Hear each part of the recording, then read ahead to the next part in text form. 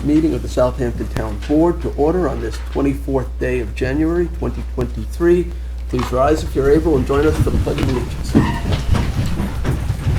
I pledge allegiance to the flag of the United States of America and to the republic for which it stands, one nation, under God, indivisible, with liberty and justice for all. I ask that you remain standing and join us for a brief moment of silence. We traditionally do these moments of silence to pause for a moment and think about some of the men and women who serve in our armed forces at home and around the world, who bravely defend our freedom. But also I'd like to add to today's moment of silence, and I think many of you are aware, one of our former police chiefs, James Overton, passed away last week on Friday, January 13th, so I guess a little more than a week ago. He was 78 years old. He had been with the department for 43 years, which is quite a long time. He left the department back in 2011, but he first became a member of a department in October of 1967 after serving in the U.S. Army. He was received in 1972 became a detective, in 74 a sergeant, and in 76 was designated as the department's first detective sergeant. And soon after that was soon after we had actually created that detective division. In 1979, he became lieutenant. In 1981, became captain. And then following the retirement of Chief Conrad Teller, who some of you may know, he was, in 1991, he became our police chief, where he served for 20 years. So, again, he retired after 43 years back in 2011, and we thank him for his service. We send our prayers to the family and friends of Chief Overton, and let's take a moment to remember him with a moment of silence. Thank you.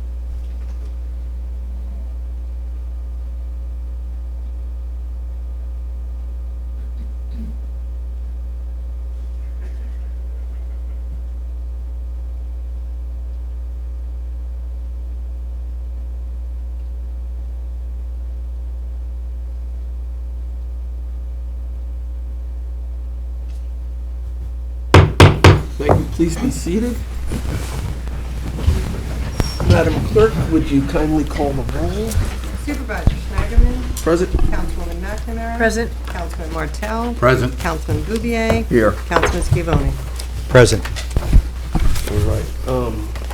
So everyone's here. We'll get started. There are a bunch of resolutions that aren't in the main packet that I've been asked to add to our packet.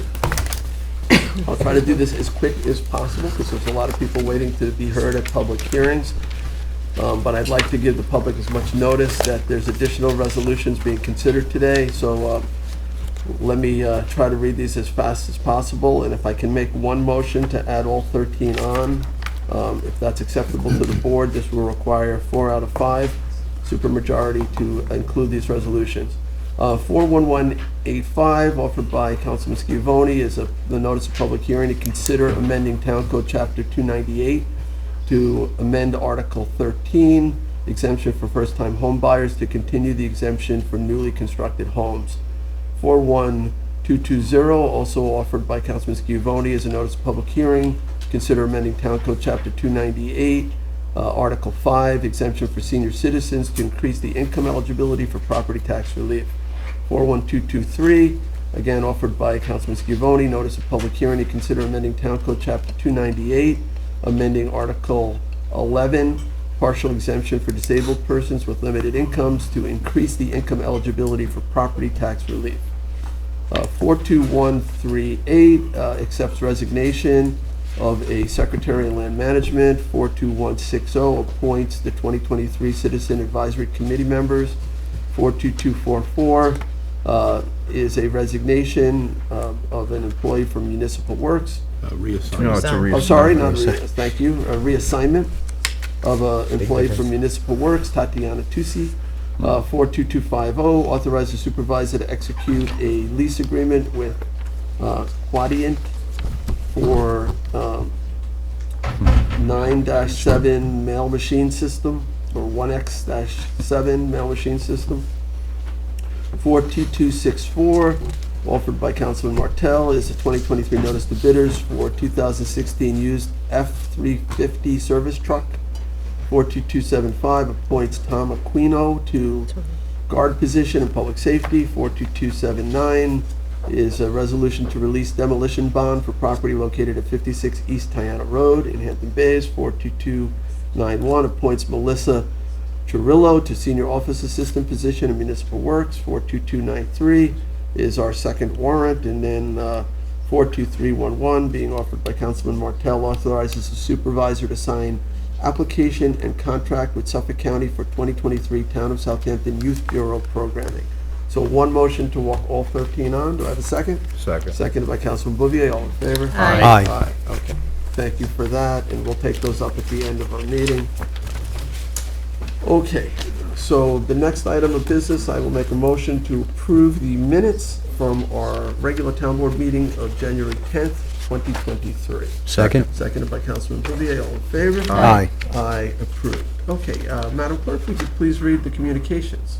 The following communications have been received in the office of the town clerk. We have received public notices from the New York State Department of Public Service, a reminder of 2023 winter workshops coming up.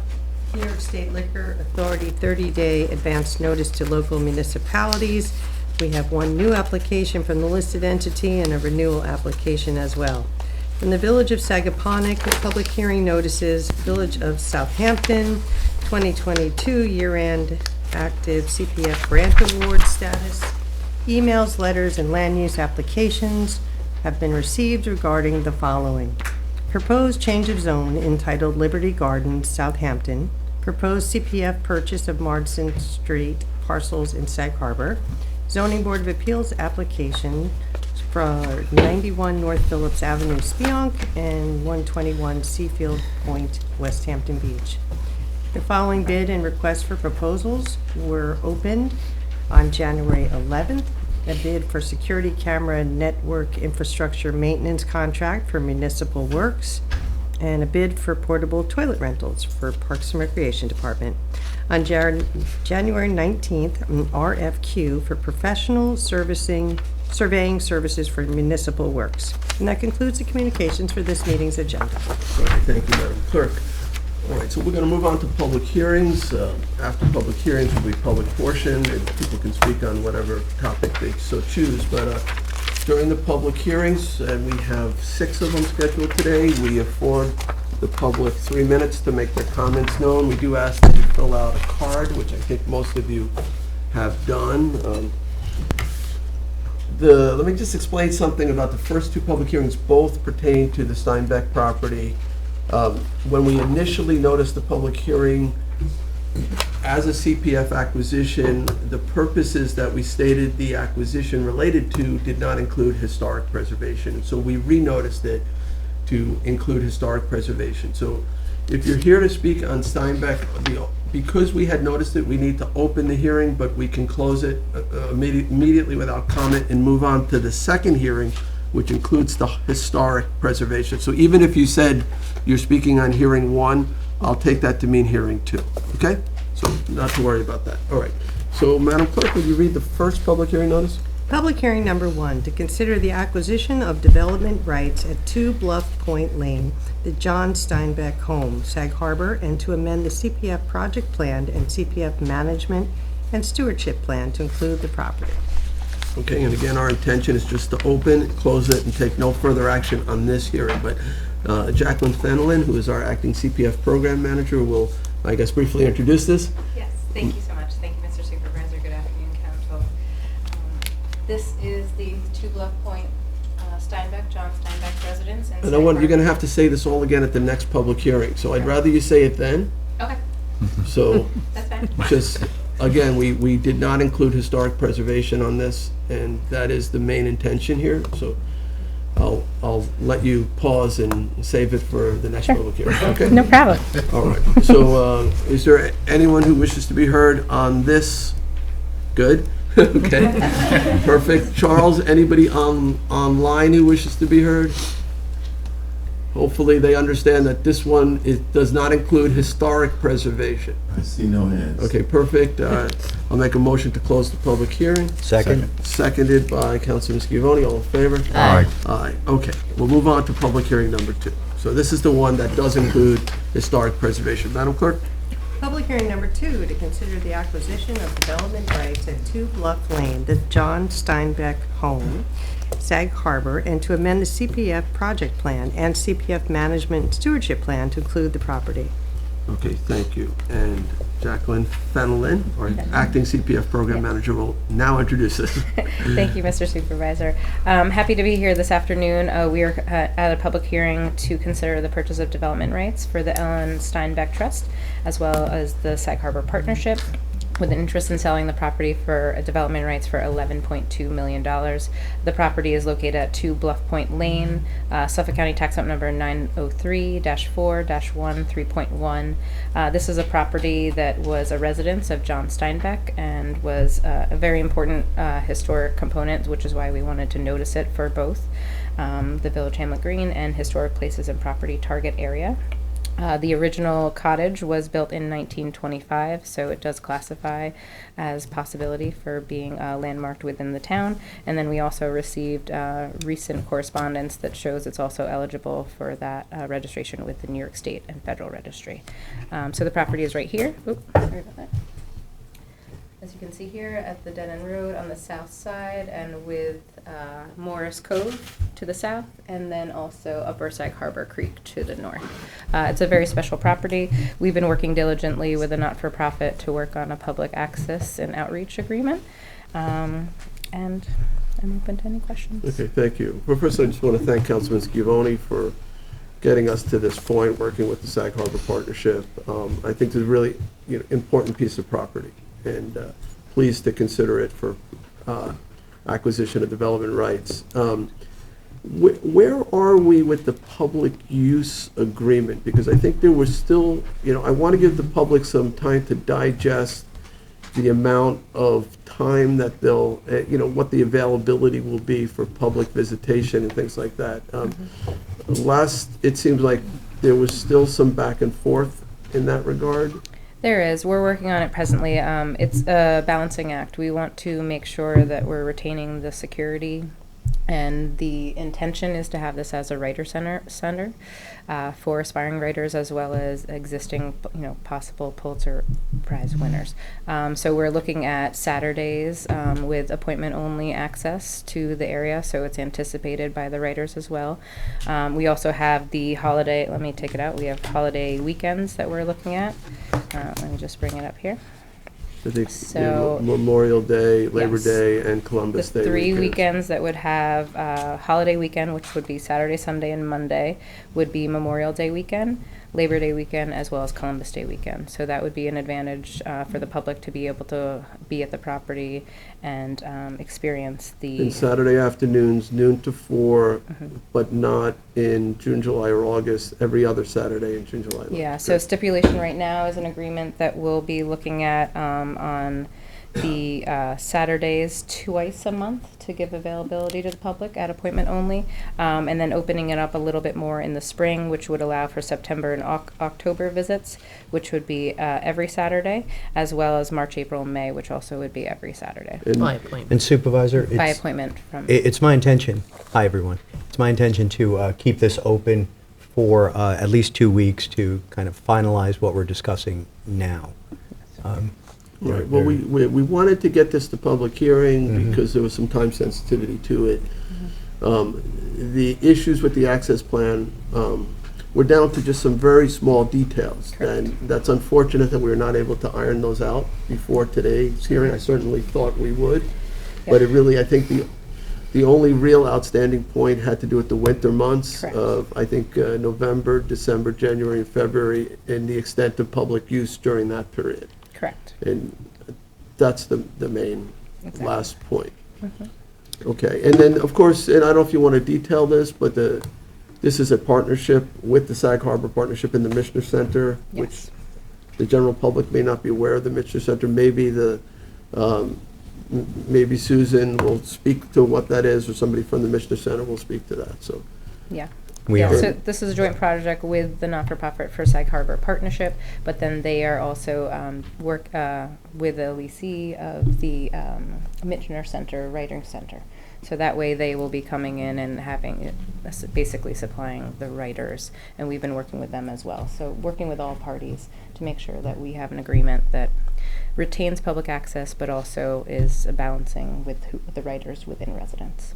Jackie, while you're still up there, in the way of giving a bit of an introduction and a history of how this came about, this house went for sale 2 years ago, February of 2021, and members of the community reached out to the Southampton Town Board to see what we could do for this. And I really tasked the community with handling this whatever is going to happen to it. At that time, we did not know. We had meetings, and the idea of a writer's center came up. And the task that I put on the group was that we need to have a local entity to oversee this, that there has to be local fundraising efforts. I think this is important and would answer some questions, that some major national institution would be involved in this, and that there would be public access, because it's a writer's center, but it would also be open to the public in some way, shape, or form. So what we are going to hear tonight is really 2 years of work from community members, some government officials, members of the not-for-profit, and a major institution. And before we begin, I just want to, I feel obligated to thank certain groups. First of all, the Sag Harbor Partnership for their leadership on this and expertise.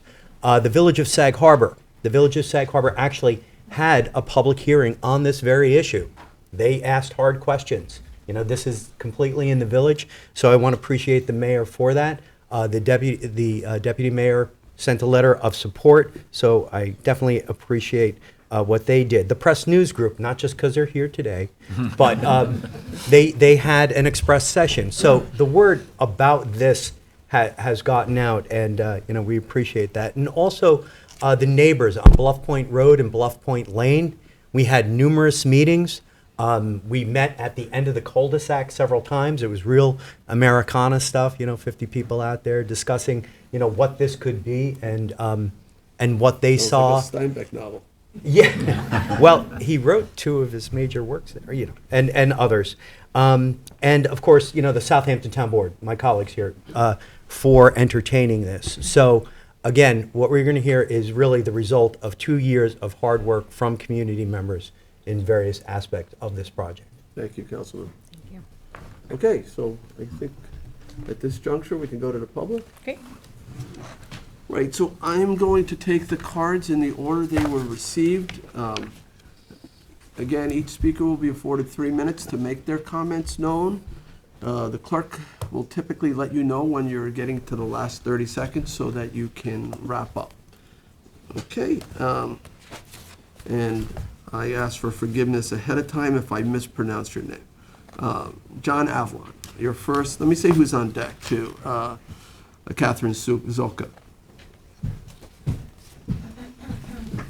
Thank you very much, members of the board. I'm John Avalon. I'm a writer. I live in the immediate area, right around the corner from Bluff Point Road.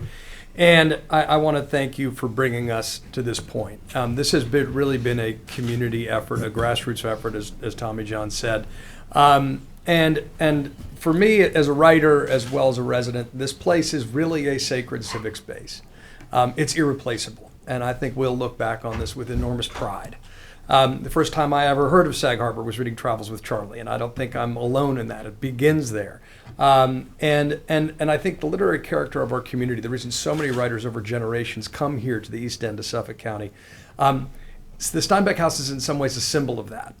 And it would just be a tragedy if we lost it on our watch. And so the community rallying together to save it, the Sag Harbor Partnership, Catherine, all of you, is something I think we'll look back on with enormous pride. that we did the right thing. I know some of the details on access are still being worked out, but I have every confidence that we're all focused on the larger goal. I think, UT and the Michener Center, the fact it'll function as a writer's center, will ensure that that legacy gets carried forward in a really active way that deepens and highlights and carries forward the literary character of our community.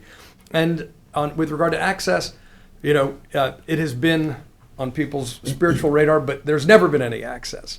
And now there will be, in I think, a meaningful and exciting way.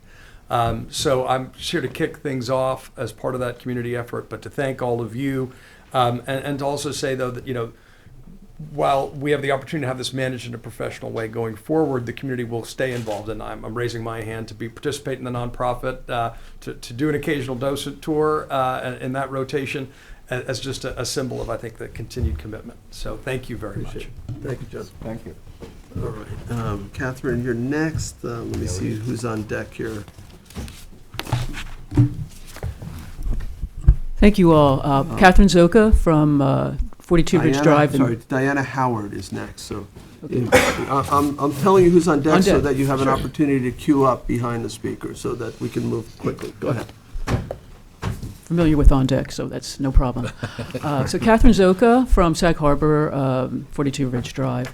First of all, I just want to really thank the board for their vision in working hard to get to where we are today. For me personally, it's a huge milestone to be able to stand here and to be on the threshold of preserving really a jewel in the crown of not only the town of Southampton, but also really the nation.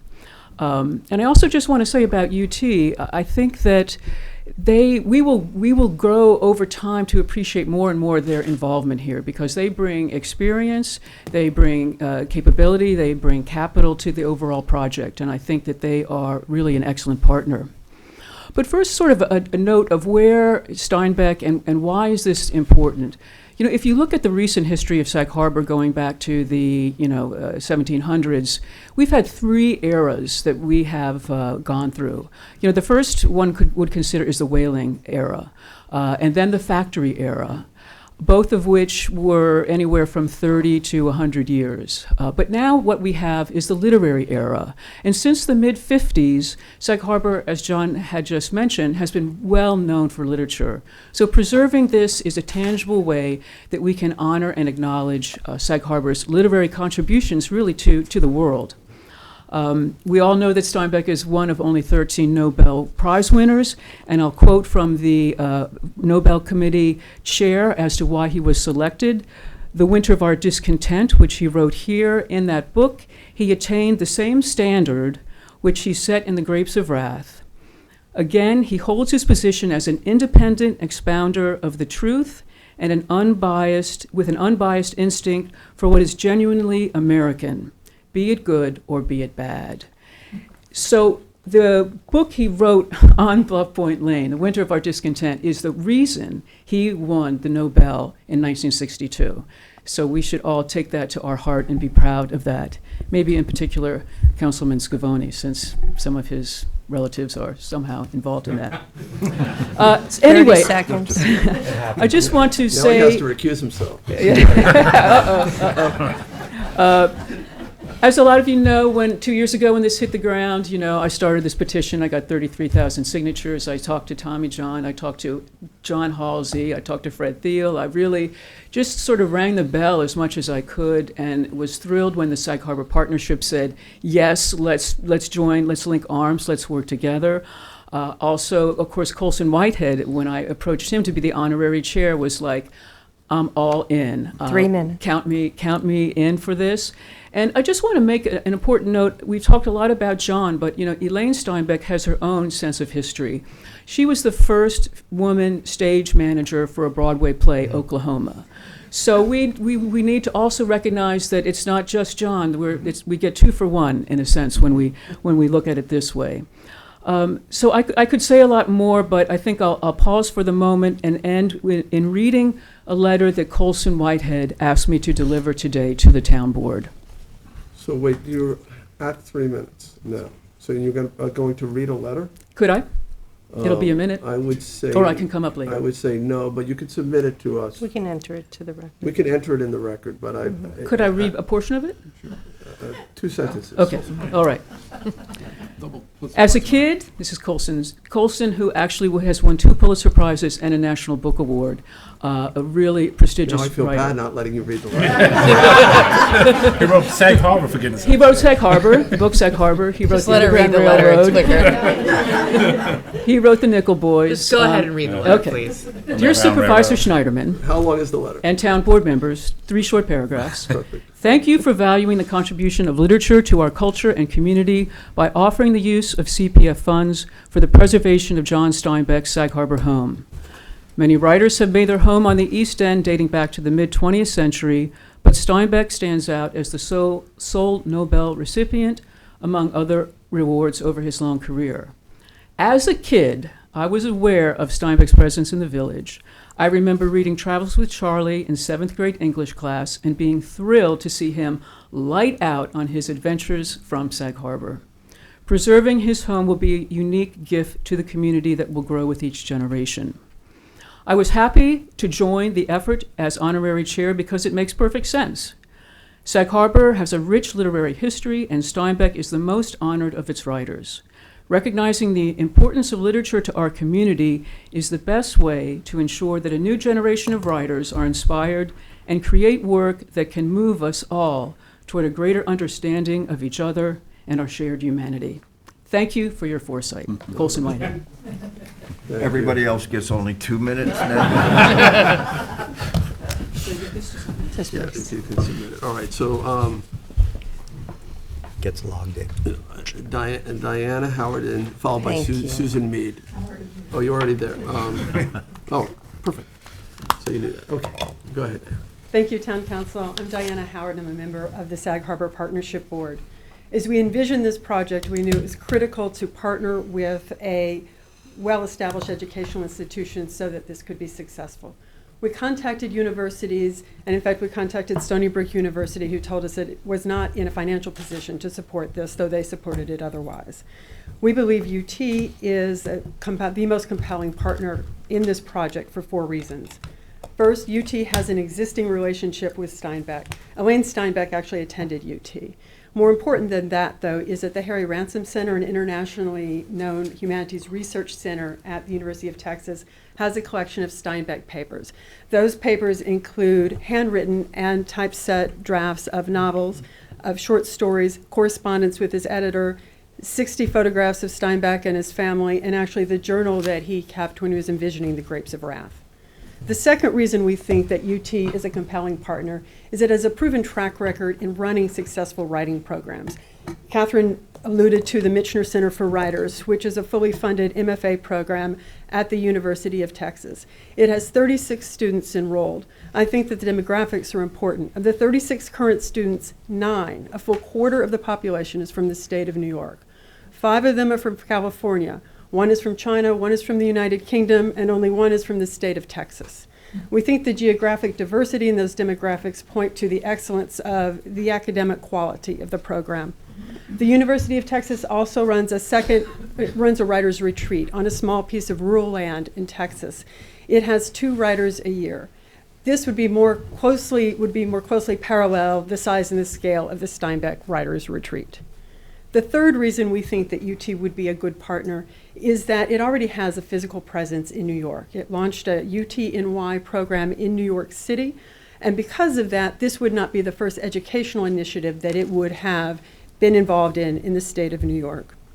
The fourth reason we think UT would be a good partner is that he's committed to a goal of raising a $10 million endowment that would pay for the maintenance of the property and would also fund robust programming at the property. So it has the financial wherewithal to make this program a success. I know that later today on Zoom, we've got 2 representatives, or at least 2 representatives of the University of Texas who are going to speak. The first is Brett Anthony Johnson, who is the director of the Michener Center for Writers. Brett Anthony Johnson is a noted screenwriter and author. He was the head of the creative writing program at Harvard University before he was recruited. Actually, he was recruited by the current president of Stony Brook University, Maury McGinnis. to UT when she was the provost and executive vice president at the 30 University seconds. of Texas.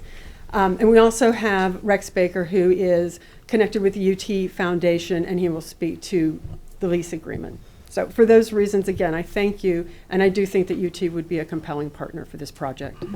Thank you. And I have no letter to read. All right, so Susan Mead is next, followed by April Gornick. And you'll be happy to know I will take less time. Susan You got Mead, 3 I'm minutes. co-president of the Sag Harbor Partnership. And thank you all very much for giving us this opportunity, and to Jay Snyderman getting us on the agenda and working with us, and of course Tommy John. We understand the need of balance in terms of the different entities involved in this, and I'm appreciative that the head of the CPF program mentioned balance. We understand the balance of needed public access, the solitude for the riders, and the low impact for the neighborhood. We are willing and able to work on parking plans, shuttle services, on-site docents. We have 2 volunteers already, Kathy Creedon, John, Catherine. We probably have 10 in the room. And in addition to that, we want to know that the business structure is the same as we used for the cinema, which you also helped us with. The business structure is a 501c3 will close on this property. The 501c3 will set up another not-for-profit called the Writers Retreat, or the Steinbeck Writers Retreat, and transfer the property and the ownership of the fee to that not-for-profit once it's up and running. It will have representation from the institutions in the area, as well as community leaders and those that are invited to join. It's the same way we handle the cinema. It worked, and we think you'll be pleased, and we won't let you down. Thanks very much. Thank you. All right, so next up is April Gornick, and April will be followed by Jay McInerney? How do you say it? McInerney. Perfect. Jay McInerney. My name is April Gornick, and I'm with the Sag Harbor Partnership, and I ran the campaign to buy and rebuild the Sag Harbor Cinema. And I can't tell you, I can't express enough my gratitude to this board for supporting this project. The way that I became so involved with Sag Harbor and the East End and their shared histories is through doing an app that's about Sag Harbor. It's a Sag Harbor walking tour app. And in all of the reading I did, which got me more and more and more and more excited about the East End and its history, there was a strong, strong vein of humanity that kept running through it. This is a tolerant area. It's not a perfect area. It's also diverse. It's wonderfully diverse and uniquely so. And I can't think of a writer that better embodies the true historical spirit of this place than John Steinbeck, because that's what he wrote about. He was able to look at high-low. He was able to look at differing points of view, people. He represented humanity in a most rich and complete way. And to save this house, and especially because one of his last generous acts was actually giving his home to a writer, helped out by some of his prize-winning earnings, to finish a novel in it, just seems so magnificently appropriate that we have this opportunity to turn this into an educational community facility that will preserve his legacy and continue the great legacy of the humanitarian nature of the East End itself. So I cannot thank you enough. And I'm really excited that famous author Jay McInerney is here speaking. I didn't even see you back there. So I messed his name up. anyway, 1,000 thanks to you, and I hope that I think that the community will grow in support of this project as it starts to manifest itself, because all of the players involved, including Brett Johnston, particularly of UT Austin and the Missioner Center, is such a great supporter of community. One of the first things he said when we began discussions was, if the neighbors don't like it, if the community doesn't like it, we don't want to be here. We want to work with everybody. And in each conversation that we've had with him and his group, there's been this constant expression of support in that particular regard. So, 30 anyway, seconds. thank you. Thank you. All right, so Jay McInerney. Hi. Jay McInerney. Nancy Achenbach. I was close. All right, you're on deck. All right, I'm going to severely edit my remarks here, something writers aren't always good at, but I'm thrilled to see so much support here. You know, one of the things that drew me to the East End originally was the extraordinary literary history here. My first weekend spent in the South Fork was at George Plimpton's house on Sagmain Road, where my immediate neighbors were John Irving, Peter Matheson, Truman Capote, and Kurt Vonnegut. And the first time I ever heard of Sag Harbor, where I later bought a home, was in Moby Dick, where Queequeg, the pagan harpooner, is sort of terrified by the doings in the bars of Sag Harbor, and decides not to even disembark from his ship.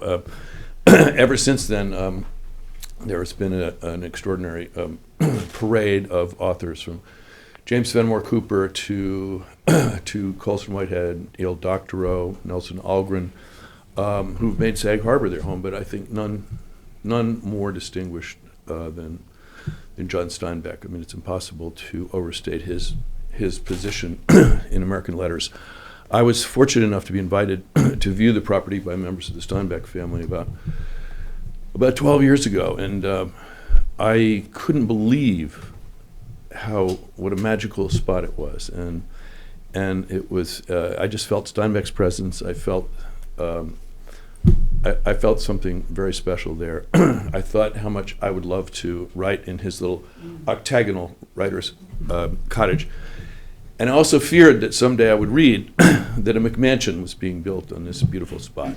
So I just want to thank all of you for your hard work, and I just couldn't be more thrilled. And if there's anything I can do to further support the project, please let me know. Thank you. Thank you. Would you sign my, oh, sorry. No autographs. All right, so Nancy, you're next, followed by, is it Binky Urban? Is that right? I don't think she's here. I got a card for her. If she, is Binky here? Oh, it's here. She's my agent. All right, but so the next speaker then after Nancy will be Kathleen Mulcahy. Okay. Good afternoon. Thank you for hearing us. My name's Nancy French Achenbach, a fifth-generation Sag Harborite and president of the Sag Harbor Historical Society. Because of these two facts, my interest in the village is huge. The history of this village is what makes it so special. Why people flock here, buy here, move here, visit here. A special place in this planet. From whaling days through to industrial days, depression, and now to what is becoming a cultural hub. What a journey for Sag Harbor has had, and wonderful watching it. We, citizens, have a responsibility as residents to its future. Our work is to maintain the uniqueness. A large piece of that is keeping the Steinbeck property a landmark. In this world, a large piece of make a landmark to this world famous Pulitzer and Nobel Prize winner. As most of you have known, Steinbeck had young writers stay at his house, affording them the peace and quiet to write. Can we not consider the great gift that this could be to the legacy of our American writers? Think long and hard, 100 years from now, and what Steinbeck Writers' Residence could mean to our literary world. What a gift Sag Harbor could give back to the world. Thank you. Thank you. Thank you. All right, so I take it Binky is not here. We'll move on that side. Kathleen Mulcahy, followed by Keith Redden. Supervisor, I'd like to say that Ms. Mulcahy is former mayor of Sag Harbor, and she was the mayor at the beginning of this journey. And a big Steinbeck fan, I know. And a 'cause big she Steinbeck Gave me a fan. copy of Travels with Charlie. I did, so, yeah. that's right, I at love it, the, thank you. at the dedication of the Steinbeck Park in Yes. Sag Harbor, which you were also so helpful for. But I'm not here to talk as the mayor. I am here to talk as the mother of 2 children who went through the Sag Harbor school system. My kids, we're a literary family. We read a lot. My children read Of Mice and Men in middle school, as did every child, I think, and all of us probably, and Grapes of Wrath in high school and everything else. We were lucky enough that we knew where Steinbeck's house was, and we walked them over there to see it. And they thought that was pretty cool to be reading something that they knew where the man lived. I see a future with this property, and I'm so happy that it's gotten this far, where the kids of Sag Harbor and all the Southampton town and all the East End town schools can come and see where John Steinbeck wrote books about our area, and won a Nobel Prize. So that's really wonderful, and I want to thank you on behalf of all the kids out here. Thank you. Thank you. All right, so Keith, you're next, followed by Sierra Minell? Sigrid. Oh, sorry. It's hard to read. It's Sigrid? Sigrid. Sigrid. Oh, yes. Okay, look like an E there, but it's a G. Sigrid. Thank you. Hi, my name is Keith Radine. I'm a playwright, resident of East Hampton, and echoing what many people have said here today, I'm grateful for the town and their support of the Steinbeck home. For over 30 years, I've wanted to visit the home, and as many people have said, it's an inspiring, historic place. And as Jay pointed out, it's an enchanted place. But for many of us, it was like being in Kansas and then looking at the wonderful world of Oz, not being able to, ever get there or ever thinking that we would be able to get there. The idea that this property would then be available not only for people to come and visit, but to inspire an entire new generation of writers as a writer's retreat and residence is beyond what I ever thought. I teach young writers, and I know that they need the idea that they have a home, that they have a place of inspiration, and that this place with its historical, creative magic is an opportunity. I think that, as has been also said, we will look back on this and be very grateful that the town and the people involved made this possible. And I just say, from a selfish point of view, I'm really looking forward to the chance to actually be on that property. I mean, I've literally stood there and looked at the cottage and looked at the house, and whenever we've had anybody visit, they always say, "So where's the John Steinbeck house?" And we always take them down that road, and they always look at it afar.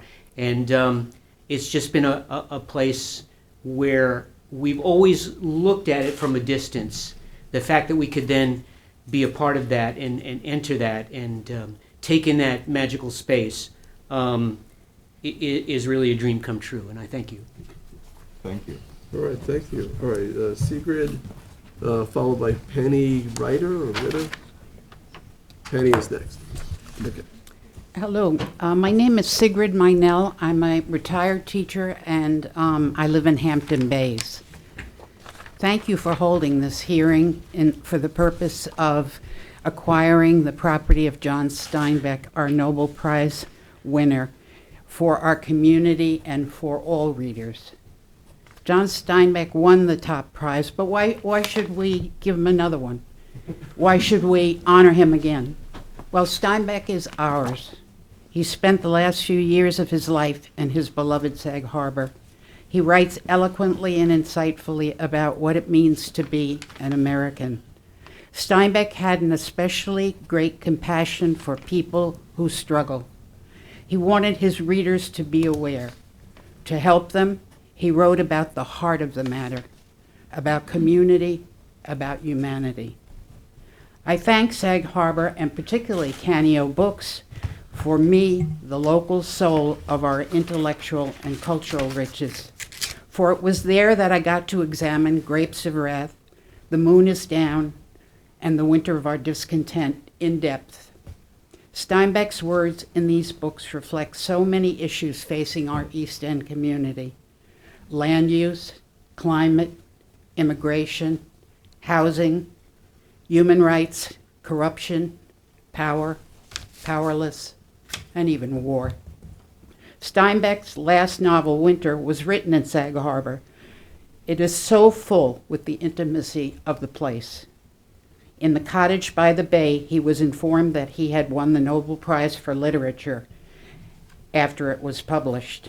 In his acceptance speech, he talked about the high duties and responsibilities of makers of literature. And further, he said, understanding and the resolution of fear are in a large part the writer's reason for being. Writers are delegated to declare and celebrate man's proven capacity for greatness of heart and spirit. Those are from his acceptance speech. Steinbeck had so much to say about all this and was such an inspiration to those who want to tell stories. Let us take in hand the words of Steinbeck and acquire and protect his home for writers today and tomorrow. 30 seconds. We in Southampton have the power to enshrine his wisdom and his heart here in Sag Harbor. Let us not be afraid of our responsibility of making his property a writer's retreat. I close with something, Steinbeck words from East of Eden. He asks us to try and understand men. If you understand each other, you will be kind to each other. Knowing a man well never leads to hate and almost always leads to love. So let us nurture understanding and go forward. Thank you. Thank you. It's beautiful. All right, Penny, you're up. And Nada, Thank you for Barry, you're teaching. next.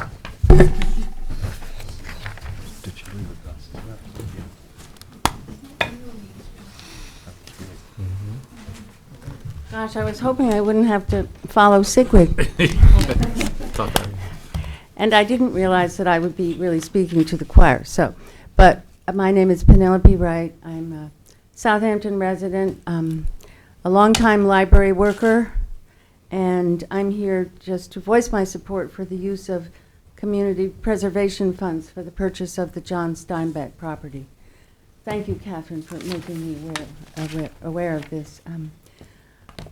I know that really all of us are aware of Sag Harbor's remarkable evolution from a whaling town beginning in the 1700s, which reached its pinnacle in 1849 when there were more than 100 three-masted sailing ships berthed at Long Wharf, to a factory town which employed hundreds of the descendants of whalers and cemented Sag Harbor's status as the Unhampton, to a refuge for a great many writers of note, from James Fenimore Cooper to Langston Hughes, Nelson Almgren, Wilfred Sheed, E.L. Doctorow, Betty Friedan, and many more. All of this has provided a rich heritage for the village of Sag Harbor and the community. Now that it is no longer possible for writers of modest means to own property in Sag Harbor, it seems especially important and fitting that funds earned on the sale of often high-priced properties should be used for the preservation of this celebrated writer's home. That John Steinbeck was awarded the Nobel Prize for Literature has given Sag Harbor a distinction matched by few communities in our country. Ensuring that this property will remain as a study center and retreat will demonstrate to the wider world the degree to which Southampton Town honors its remarkable literary heritage. Thank you all for your support. Thank you, Penny. Okay, Nada, you're next, followed by Neil Slavin. Okay. Good afternoon first, and thank you, Town Board, Jay, and everybody, not only for listening for this, but for all the work you do, because it's not appreciated enough. We live in a diverse township in actuality, and you have a lot of problems that you have to deal with. I'm mostly known as the owner of the Wharf Shop in Sag Harbor, a gift and toy store in which we're going into our 55th year. But I also happen to have been a close friend of John and Elaine Steinbeck, due to the fact that my husband at the time was Bob Barry, was John's best friend. So they spent a certain amount of time with us when they lived in Sag Harbor. And I have only one thing to say. Having known John, there is nothing that he would have wanted more than his property to have become a writer's retreat. Thank you. Thank you. All right, Neil, you're followed by Luke Babcock. If I were setting the thing up, I would have had Nada as the closer, because she really is, she represents for me what the expenditure of the monies that you folks have to husband for the community, what spending the money is all about in terms of community preservation. My recollection is that that program started on the heels of the original one that had to do with the acquisition of farmland in Suffolk County. And then somebody who we all know got the bright idea to let's focus on where a lot of the land is. It's the East End. So the CPF in a lot of people's minds is about the preservation of open land. But the truth is that it's Community Preservation Fund. You have in the past used this for historic preservation. And the thing about Sag Harbor is we don't have a lot of open land. You have preserved some, thank you. But what NADA represents really by being on the agenda to me is, in my lifetime, the most significant part of Sag Harbor's culture, which is this literary heritage that we get from having this Nobel laureate having lived there. We've had several writers, and some of them of great fame, like E.L. Doctorow, but no writer was a member of the community the way John Steinbeck was. You've all enjoyed the Whalers Fest. I don't even know, what's the new version of it? Is that? Now it's called the Harbor Fest because it got so raucous that they had to eliminate it for a few years. But that was Steinbeck's idea, and he worked. I personally knew, and many of you did, you knew John Ward. I heard stories about, the kids coming out into their living rooms, and there was Steinbeck sitting at the breakfast table. So the Community Preservation Fund is most appropriate for financing a project for the village of Sag Harbor that deals right with our cultural history. That is our culture. We were whalers, we were manufacturers, but this man was a part of the community. He was a literary giant, and I agree with everybody else, and thank you very, very much for thinking about doing this. So thanks. Thank you. Thank you, Neil. All right, Luke, you're up. Next, I'll probably mess this up. Ekin van der Hayden is next. Okay. Okay. It's hard to stand up here following all these literary and Sag Harbor figures. I feel like the only thing harder would be having John Steinbeck himself lead this off. I will be brief, though. My name is Luke Babcock. I'm a neighbor of the property and a 20-year resident of Sag Harbor and member of the business community there. I've sat through several of the meetings that Tommy John spoke about in the Grove and some of the neighbors' houses, and I think we can all agree a lot of tweaks and compromises have been made by all the stakeholders involved. But I think I can speak on behalf of the neighborhood and the broader community to say that what has been agreed upon is something that we could all be really proud of, that everyone's very excited about, and I think will be a huge asset to the greater community. I do want to add one more thing. In all the discussion about access, I think one thing that's been lost in the conversation is the view shed from the water.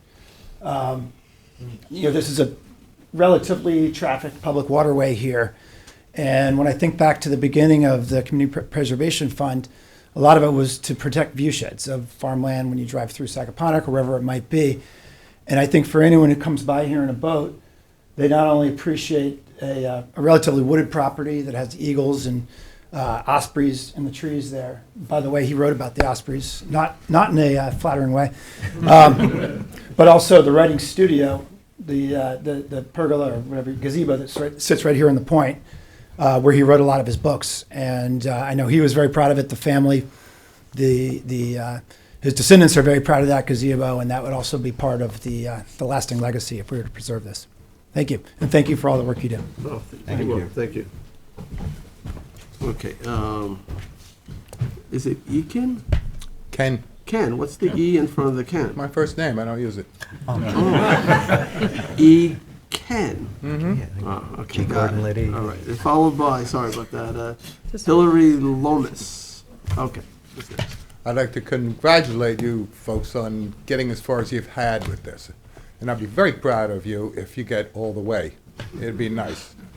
I'm a local maker of things, but I've also since been a child an avid reader. And one thing I like about authors is they often write books about their own lives. And one very common thing in those books is the thrill that they get by going to a place where an author that they respect, love, have read everything of, was. Even just walking down the street in front of their house, even if the house isn't available to go into.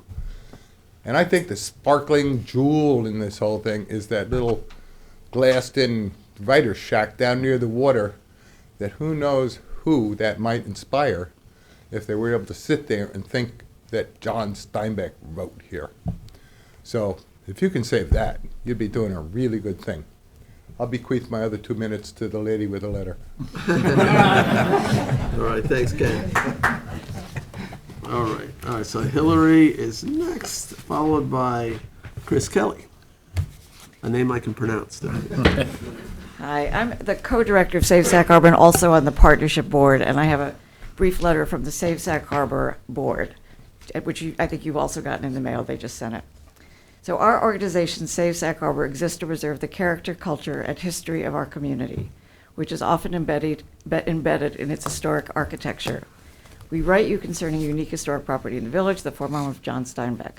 We strongly support the proposal for the Community Preservation Fund to help purchase the Steinbeck house and property on Bluff Point, to preserve the site from development and maintain it as a not-for-profit literary center.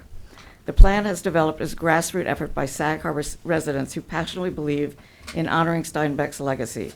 We recognize that CPF must balance priorities in allocating resources, and the preserving historic homes has not so far been a primary focus of its acquisitions. But John Steinbeck was not only one of Sag Harbor's most iconic authors, he wrote about the village in both fiction and nonfiction, and he was an engaged citizen of the village as well. If any author's home could claim to be an important cultural site in Sag Harbor, Steinbeck's would certainly qualify. The Steinbeck home, a tranquil house and grounds, is largely unchanged since he lived there and wrote important works in it. It's the kind of place that helps connect residents and visitors to Sag Harbor and American history, potentially both an attraction to visitors and a resource for residents. We believe this site, a substantial waterfront property, should be preserved as a cultural amenity for the community rather than left vulnerable to further development. The grounds could serve as a precious pocket of public open space as well as an environment for new literary creations. If the property is to be repurposed as a literary center or writer's residency, as has been discussed, Save Sag Harbor would hope its new owners or administrators would commit to making the community benefit tangible by featuring public programming with its associate writers, and also by making the site available for the public to visit, at least at specified times, which I know we all just talked about. The Community Preservation Fund, with its support of the Sag Harbor Cinema, has already provided great benefits for movie lovers and filmmakers of Suffolk County. With the Steinbeck home, it is the opportunity to serve book lovers, students of literature, and writers too. Thank you. Thank you, Hillary. Okay, Chris, you're up next, followed by Robert Remkin, if I'm saying it right? Yep. Okay. Remkes. Christopher Kelly, Toomey Latham. I'm here as counsel to the Sag Harbor Partnership. I'd essentially like to defer my time in case any legal issues come up to address those by future speakers, but I'm happy to answer any questions that the board may have about legal issues associated with the project, if there are any. Any questions? I think we've sorted most of those out. So. Great. So we got a good team, very respectable counsel here. So. But if future speakers raise anything, I'd like to defer and reserve my time to respond. Right. You know, as a town would be the owners of certain rights and interests on this property. You know, so obviously one of the things we're concerned about is liability and having some kind of indemnification, hold harmless. But we can sort all those things Yeah, out. I think that's a technical issue, and you know, a lot can be solved by insurance. So Right. we can figure that out. Okay. Thank you. Thanks for being here. All right. So Robert, you're next, and then Penny, you already. But did you fill out 2 cards? Because I have Wright Penelope, which I'm assuming is you, and then there was a Penny Writer earlier. Is there some? No, maybe Catherine filled out a card from. Right. But You had filled out a card. I didn't realize that. Okay. So it's an extra. All right. So that's fine. All right. So then I'll put that aside, and the next speaker would be David Florence. I think I'm saying that right. Okay. Okay, thank you. I just want to say I do have a couple concerns about the purchase of the property. One is that the price of the property really seems to be overvalued with the comps in the area, and the limited public access and the public use of the property. Those things concern me to use CPF funds, but I do applaud the effort to preserve Steinbeck's property, but I also want to throw out to the board right now, since you're in such a giving mood, that the former 7-Eleven building came on the market, and I think the board should consider CPF funds for that to expand the Steinbeck Park. So I'll keep it brief. Thank you. Okay, thank you, Robert. Okay, next up is David Florence. Jay McInerney, did you end up with 2 cards too? Apparently. You want to sign this one? Kathleen Mulcahy, you have 2 cards too, so this could potentially be the last one. All right, David. Hi, thank you for getting us to this point. There's really nothing left to say about the merits of Steinbeck. I would suggest that even if we were talking about a double wide next to the dump, this program would be worth pursuing. But I'd echo Luke, having grown up around and on and even in the Cove, this is the most spectacular property on the entire Upper Cove, Morris Cove, and Outer Cove. And it is, you really see it from everywhere, and it has not changed as much of the rest of the shoreline has and is. It would be just a spectacular doubleheader to both preserve the legacy, but also the property. It's just, there's nothing else like it on the Cove. Really. All right, thank you, sir. Thank you. All right, so this is a hybrid meeting. We started doing this sort of in the midst of the pandemic to make it so that people could express their concerns to the town without having to expose themselves potentially. So we've continued this practice. We find that it helps reduce traffic and makes town government more accessible to people, as well as reducing the possible spread of infectious diseases. So we have a hybrid opportunity here for people to weigh in, and Charles is our administrator on this. So Charlie, I know there was some mention earlier of people viewing from remote locations. Who is our first speaker? Jonathan, all right. We're seeing the individual. So I'm not sure you're unmuted yet. I think I'm unmuted. We're not hearing you yet, so. Try. We're hearing you now. You can hear me now? Yeah. Yes, we can. Yeah, good. Jonathan Haynes, I live in Hampton Bays. Moved here originally to take a job teaching literature at Southampton College of Long Island University. My job moved on, but we stay here because we love it. I'm certainly no expert on Steinbeck, but I taught the Sea of Cortez, and of course I used to do on the literature of the sea, along with Peter Matheson's Men's Lives and some other things by people who lived on the East End. So the students would have some glimpse of what a rich literary heritage the East End has. It tends to be overshadowed maybe by the visual artists, and that the visual arts certainly have many, many, many more spaces devoted to them out here, places where you can go.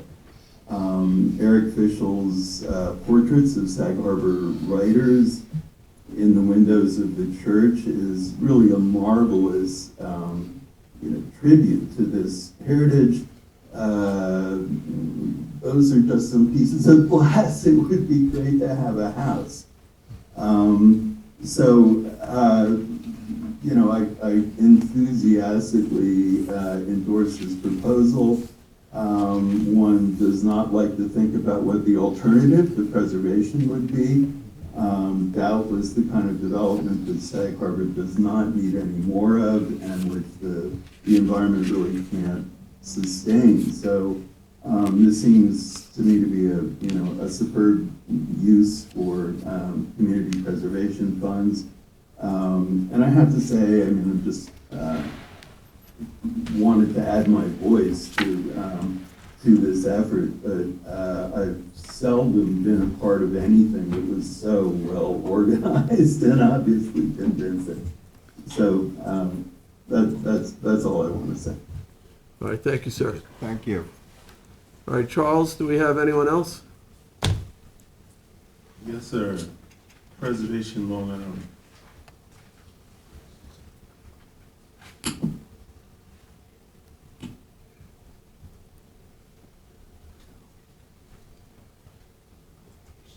Hello? Can you hear me? We can. We're going to try to get you expanded on our screen, so just give us a second.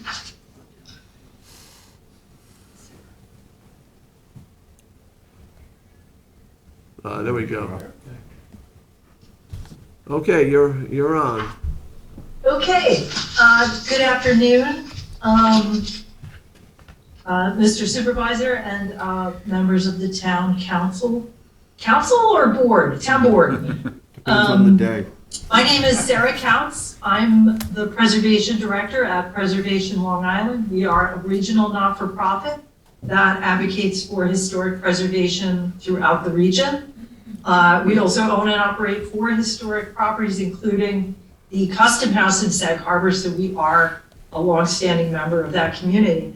And I'm here to share with the board, I'm going out of focus.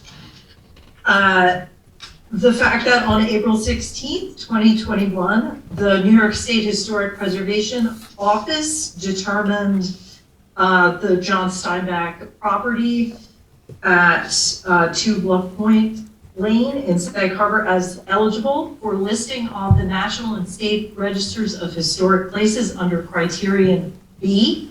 And that means resources that are significant for their association with the lives of persons significant in our past. And of course, that's John Steinbeck. And I just want to mention that the Sag Harbor is so important, the community of Sag Harbor, and some folks have touched on it, but this site, this property, was so important to his late writings, especially the 1961 Winter of Our Discontent, which led to his 1962 Nobel Prize, which was for his whole corpus of work, but definitely for the Winter of Our Discontent, which of course was written in Sag Harbor and was deeply inspired by John Steinbeck's experience in the community, including Hurricane Donna.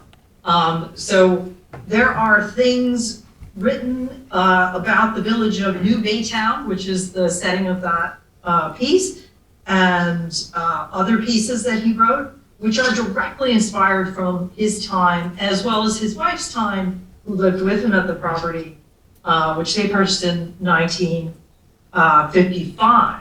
So he, of course, lived there until his death. And then she remained at the property. She owned and lived at the property until 2003. So their time and ties to that place are very significant. I also wanted to mention that 30 seconds. John Steinbeck served on the local Democratic Committee and was the honorary chair of the Old Whalers Festival in the 1960s. So among many other things, they were both, he and his wife, were deeply engaged with the community. And I think this represents a fabulous use of CPF to purchase the development rights, which would protect the character of this property.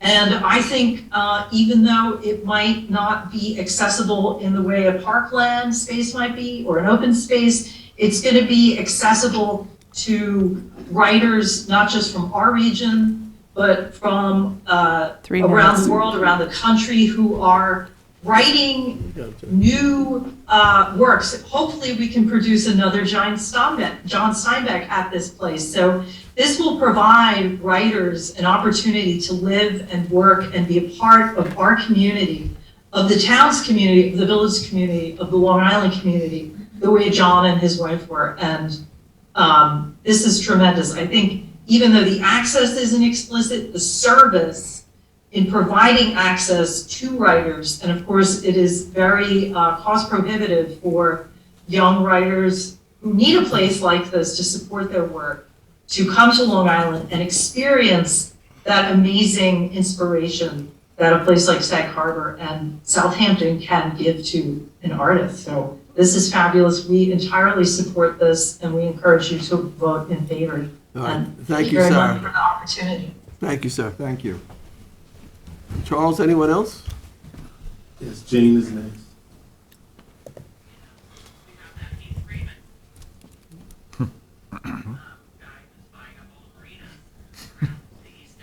You're on, Jane.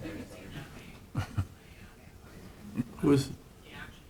Can you hear me, Jay? Yes, whoever's phone is on speakerphone, if that could be turned off.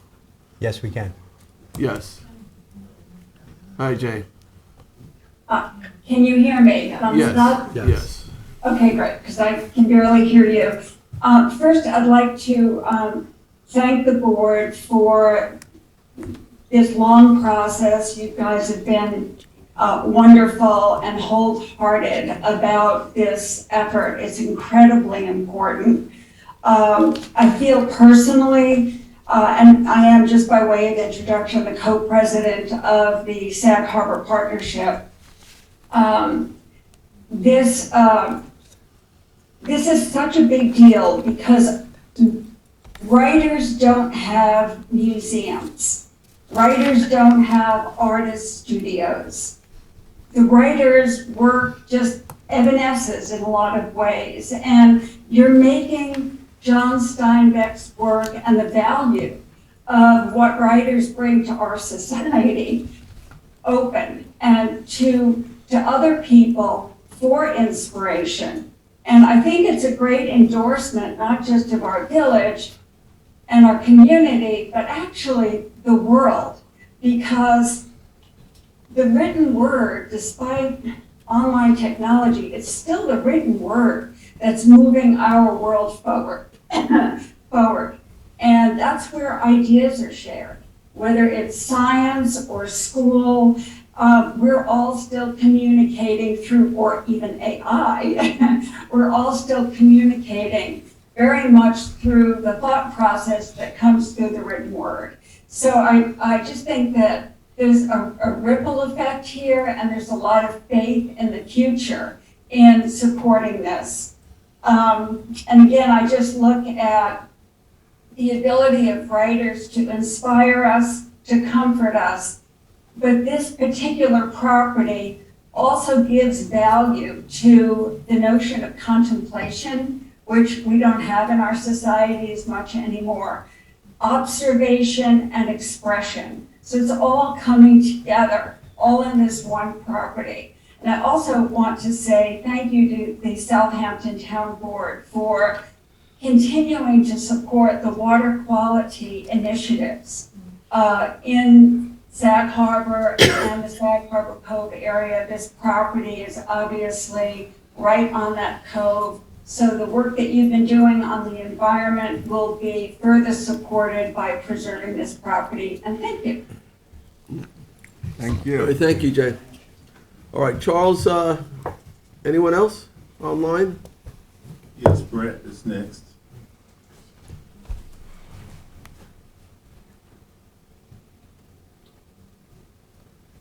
All right, Brett, give us a second to get you on our screen. We need a last name as well, please.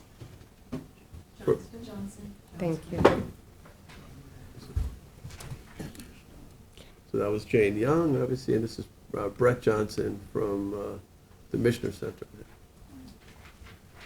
Good afternoon, everyone. Can you hear me? Yes.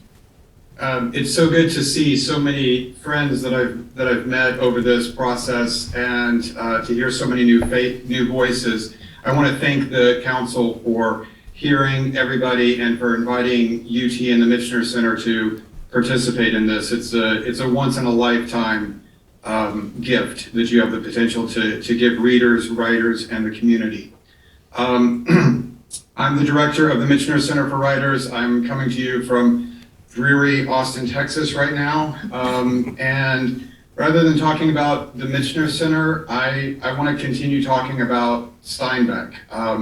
As has been mentioned a couple of times, one of the things that John Steinbeck did when he won the Pulitzer Prize for The Grapes of Wrath is he got a prize check of $1,000. And he handed that check over to an aspiring novelist to support that novelist finishing his book. It turns out that $1,000 wasn't enough to finish the book. So when that writer needed more support, John Steinbeck gave that writer use of the house. And that's what you have the opportunity to do here, to give aspiring writers, established writers, writers who are in conversation like John Steinbeck for the Nobel Prize, the opportunity to continue the work that John Steinbeck started in Sag Harbor. I've been so moved by the last hour and 20 minutes or so of conversation. We've heard from writers, we've heard from artists, booksellers, teachers, librarians, parents, professors, grandparents, neighbors, and this is the community that our writers want to come into. April was very, very kind when she was speaking about me, and she's also entirely right. The Mishner Center nor I would have any interest in this prospect if it were not largely vested in the community. In the letter that Catherine read from Colson Whitehead, talking about inspiring the next generation of writers, you're going to do that in a couple of ways. You're going to, yes, invite writers from around the world into the community as fellows at the Writers' Retreat in the Steinbeck home, but those writers are also going to go into the community and inspire all of your neighbors, all of the teachers, the librarians, their students, their patrons. Everybody has the potential to benefit from the writers who are coming into this community. So the way that we're thinking about it is that there would be a writer there in the fall, and that would be a writer who is in the early part of their career. They've had some success, they've shown some promise, but they may be finishing their first novel, their first collection of poems, their first play, screenplay, book of nonfiction. But they're early in their career, and that's who's going to be there in the fall. And then in the summer, we're imagining someone who is at the apex of their career, someone who's already won a Pulitzer Prize, someone who's in conversation for the Nobel Prize. We heard earlier that Jay McInerney, an amazing writer, is dreamed of writing in the space, the octagonal gazebo. Jay, we can probably make that happen. Fingers crossed. But this is what we want to do. We want to bring writers into the community at different stages in their career. And here's where I think it becomes really, really crucial to understand that we will be following in John Steinbeck's footsteps. 30 seconds. We're not going to have a one-size-fits-all community engagement. What we're going to do is ask every fellow who comes to the writers retreat, we're going to ask every fellow to come up with their own kind of community engagement.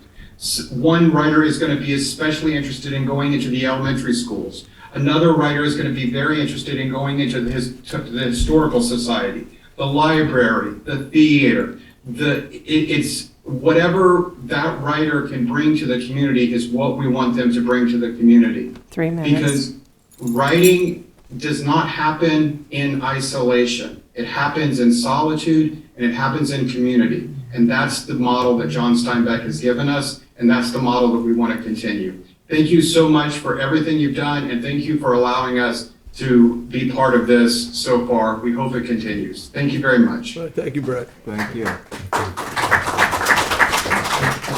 All right, Charles, anyone else online who is looking to be heard? Yes, sir. Okay.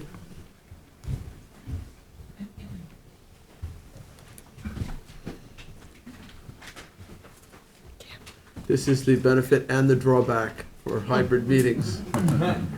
It gives people easy access, but the meetings are longer now.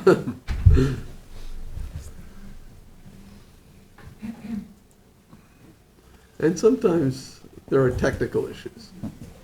Hopefully not today. Can you hear me? Sometimes. Good afternoon, Tracy. Good afternoon. And I too want to thank, I'm Tracy Mitchell. I want to thank all of you for such an incredible group, both the panelists and the board, for working so hard on this project. I have never been so impressed as I have been by the number of people that came together to work towards this as a community. Many of you know me as the executive director of the Bay Street Theater, and I will say that to that, I want to echo something that Catherine Swoka said, which was that Elaine Steinbeck was on the original board of the Bay Street Theater, on the board of trustees. She played a very large role, not as a stage manager, but as a trustee and community supporter of Bay Street. Now I'm taking my Bay Street hat off, and as an individual, I live on Bluff Point Road. My home looks out onto the Steinbeck property, and I have also stayed at the property. My family and I were able to live there for about 8 weeks one year after Jean Boone was no longer coming out. Jean was Elaine's sister, who I had the privilege of knowing. And we have known members of the family as well since they've owned the property. I would just like to say that I was very concerned because as a homeowner, one worries, we bought on a private lane, on an area that is a cul-de-sac, and so one worried about that. But I have to say I've come around fully, and I'm in complete support of this as a neighbor. And I think that, as Luke Babcock said, I think you have the full support of the neighborhood. And again, I want to commend everybody for working on this, and I thank you. Thank you. Thank you, Tracy. All right, next. Rex is next. Rex, we see you. Hopefully we can hear you. Can you hear me now? Yes, we can. Okay, great. Needless to say, I'm in awe. I was never a writer. I was an economics major and went to law school, but I am absolutely overwhelmed by everything I've heard today. I'm the current president of the University of Texas Foundation. Bit of background, the foundation was created in 1967 to be a facilitator for donors who want to give assets or gifts to one of the various institutions within the UT system. It ranges anywhere from MD Anderson Cancer Research in Houston to the University of Texas at Austin, to McDonald Observatory out in West Texas. So we're a very diverse group as far as the gifts and the sponsors that we deal with. We are extremely excited to be part of this transaction. The foundation will enter into a long-term, it's proposed that the foundation will enter into a long-term lease for the Steinbeck property and will work with UT Austin to establish the Writers Retreat, which Brett has already described. My talk will be very short. Just, we understand that we are your guests. We are in your community, and we will be humble and hopefully worthy stewards of the assets that you entrust to us. And that's it. All right, thank you, Rex. Thank you.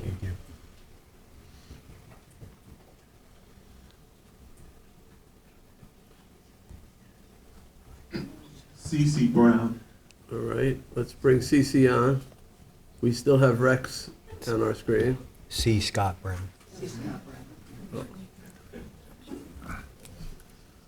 Can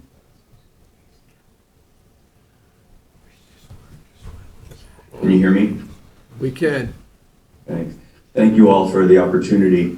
I live immediately to the east of the Steinbeck property, and Elaine and I were quite friendly over the last few years of her life there. I have to say that my husband and I are extremely supportive of this and think that this would be an amazing, amazing thing for Sag Harbor and for the state of New York. My one relationship with Elaine was that during a time when there was a moratorium on building bulkheads, the gazebo was in jeopardy of falling into the water. And I worked with Elaine, and we did get a bulkhead permit, and she did build a bulkhead to save that property, the gazebo. And I think that, I know that Elaine would be, I think, extremely supportive of this. And I would like to echo what Catherine said, that basically not only John Steinbeck, but Elaine Steinbeck. This is for both of them. And I think that I can speak as Tracy did, that I think the entire neighborhood is extremely supportive of this, as we are. Thank you. Thank you. All right, Charles. Renee Simmons is next. Okay. Hello? All right, hold on. Yep, we see you now. Hi, it's Renee Simons. How are you? And thank you for this opportunity. I'm on the board of the Sag Harbor Partnership, and I just want to join and add my voice in supporting this project. In the spirit of John Steinbeck, we all need to know more about and learn from our cultural heroes, and I might add sheroes. So the Writers Retreat will be a tremendous addition to the village and town history, and as well as our national's cultural value. I believe there is a solid long-term strategy to build the programmatic infrastructure to secure the needed legs and to sustain this concept, because we just don't want something in today and gone tomorrow. I believe that this definitely has legs. And of course, the icing on the cake is the fact that this will be preserved as a property of historic significance and be a historic landmark, I hope. With that said, I just want to add my thank you to you and for the vision and commitment that you have shown. So I just want to be brief, but I wanted to make sure I made that point. Thank you. All right, thank you, Renee. That is it. All right, so back to our audience. Is there anyone who didn't fill out a card, has not spoken, but wishes to be heard at this juncture? And Catherine, you wanted to be heard a second time? I think I'll afford this only to you, so, because I do want to finish up here. I'll be brief, and thank you, I appreciate that. A couple of points. C. Scott Brown, the name of his home is East of Eden. Just a little bit, okay, got that, right? It just might be a Steinbeck fan. And everybody has been talking about this gazebo. It's called Joyous Guard. I think as a bookseller, I have to make everybody know that that's the proper name, Joyous Guard. I'm here because I've asked a number of people to write letters, which I will be submitting.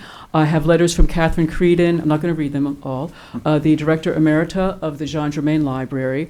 I have letters from the writers Ursula Heggie and Julie Sheehan. Julie is a English professor at the local college.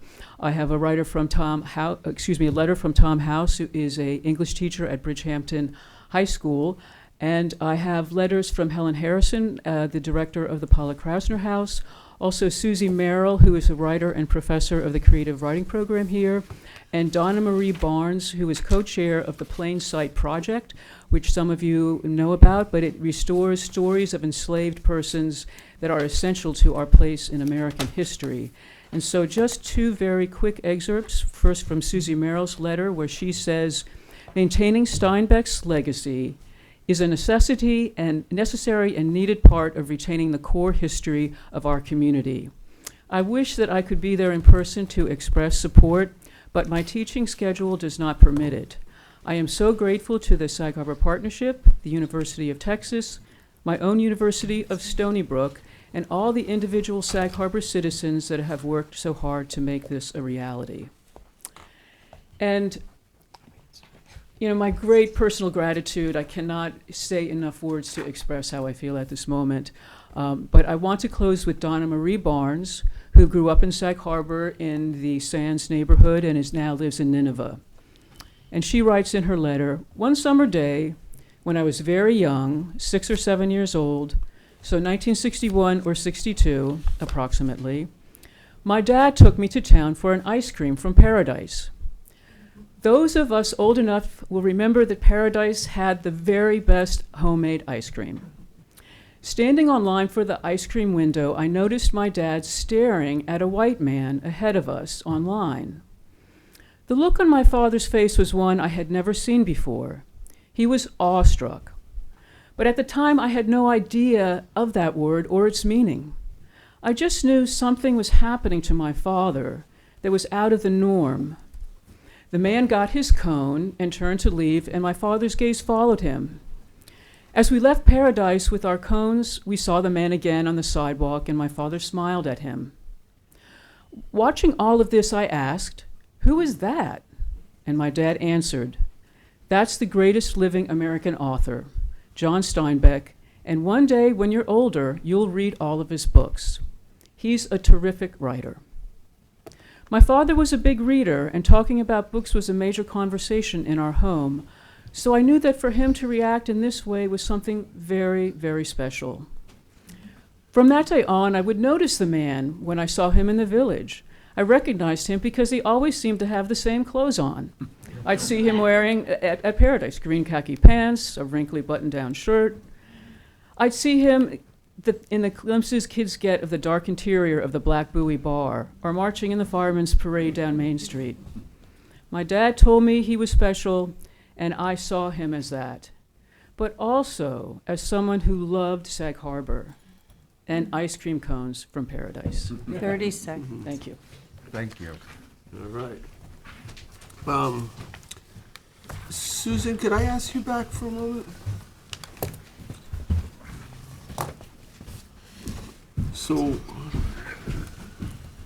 as you know, we've been trying to balance out these two issues, the quiet, secluded writers' retreat, as well as some public access so that we can inspire local community members to be writers, and so lovers of John Steinbeck can get to see the space that he wrote in and have some access to the property. And we have been working cooperatively on an agreement that would meet the neighbors' needs, the community's needs, the town's needs, the partnership's needs, the Mishner Center needs, and we're pretty close. We're pretty close. We are. So the basic framework is Saturday afternoons, noon to 4,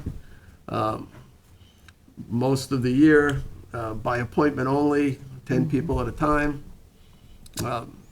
Relatively easy to get an appointment through the internet or whatever, through the website. June, July, and August, it would go to biweekly rather than every week, same thing. Those times when the public had that ability to visit by appointment, they could also visit by boat. Again, 10 people per hour, same period, noon to to 4 p.m.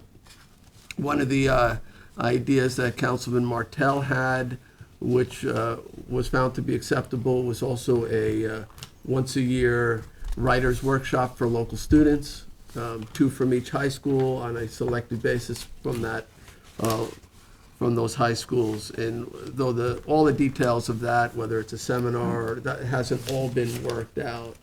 And then there were the 3 holiday open houses. Memorial Day, Labor Day, and Columbus Day. And we haven't exactly figured out how we manage the property during those times because the property doesn't have parking, very little. It can't handle, and the neighborhood can't really handle throngs of people coming to the property, so that would have to be some sort of by reservation.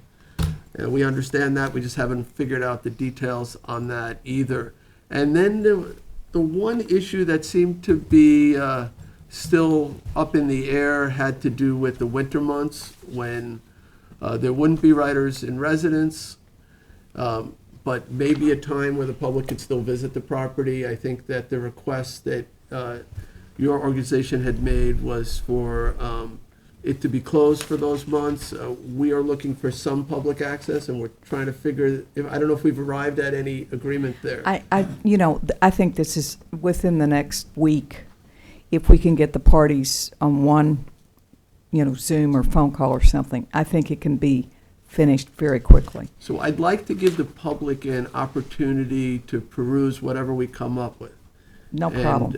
And comment on that. And, it's a delicate balance. Sure. So, we want everybody to experience this property at the same time. We want to protect the historic resources there, and also create a contemplative place for the aspiring writers or maybe even the renowned writers to go and be able to write.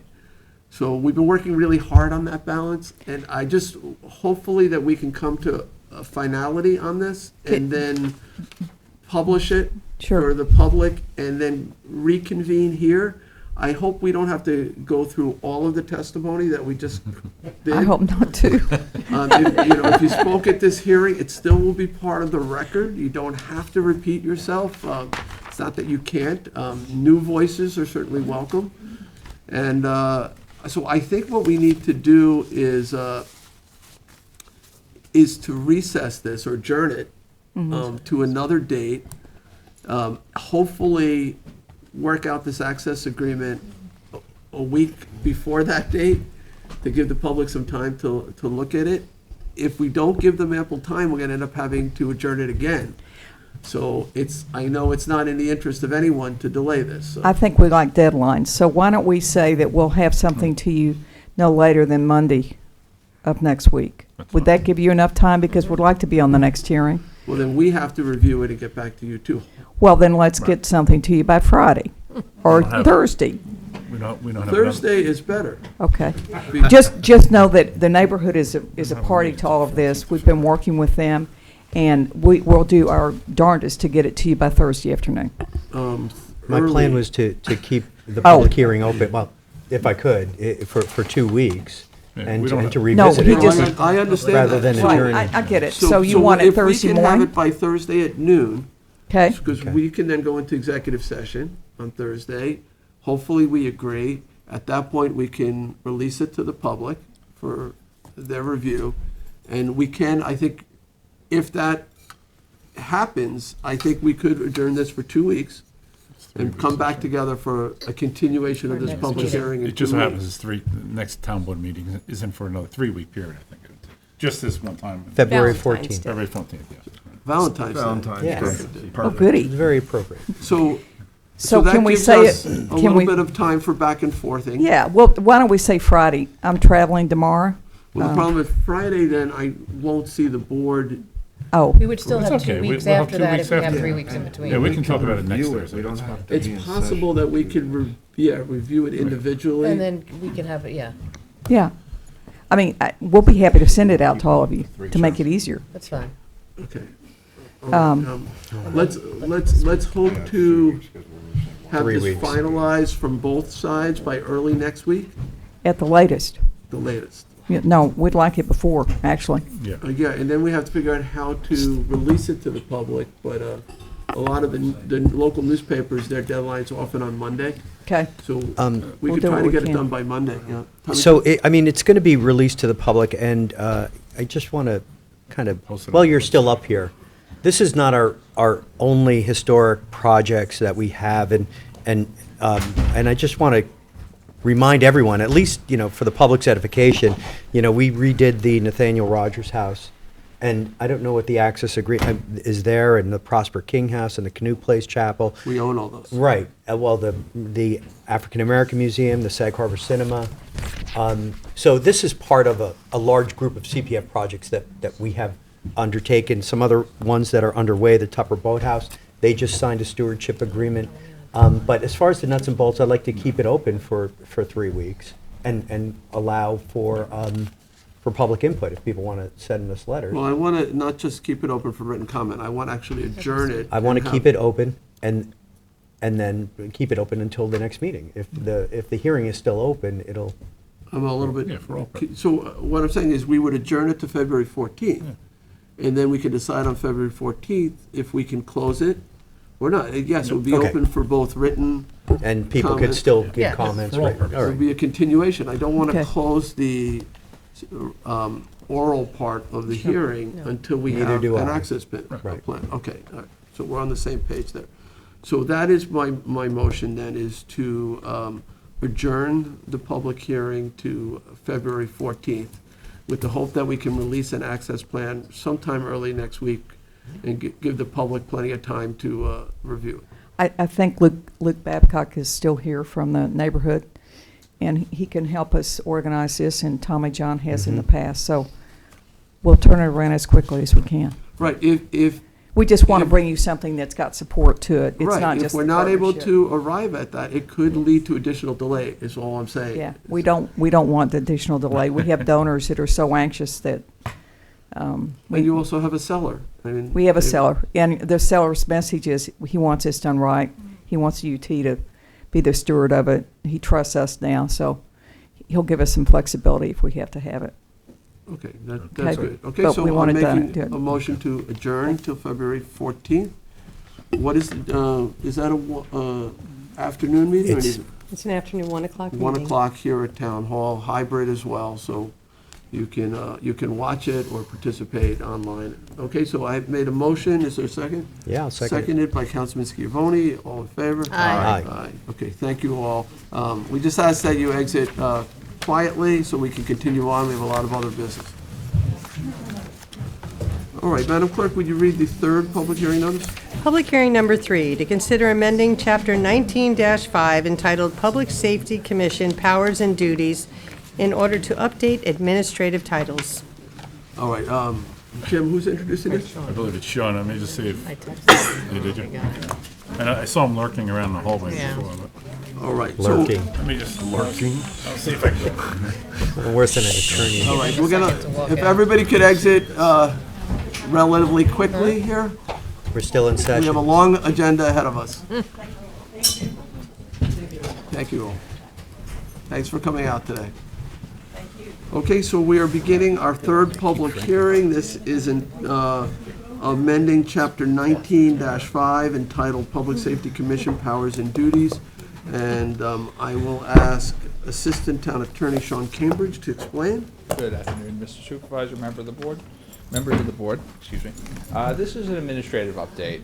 We used to utilize different titles, like Animal Shelter Supervisor, and this code section never really caught up with our practices. As you all know, now the Department of Animal Control is organized under the Department of Public Safety, so we've inserted Ryan Murphy's title as well as our Department of Animal Control language in this section to update procedures and protocols.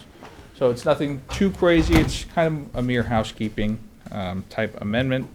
Are there any questions on it?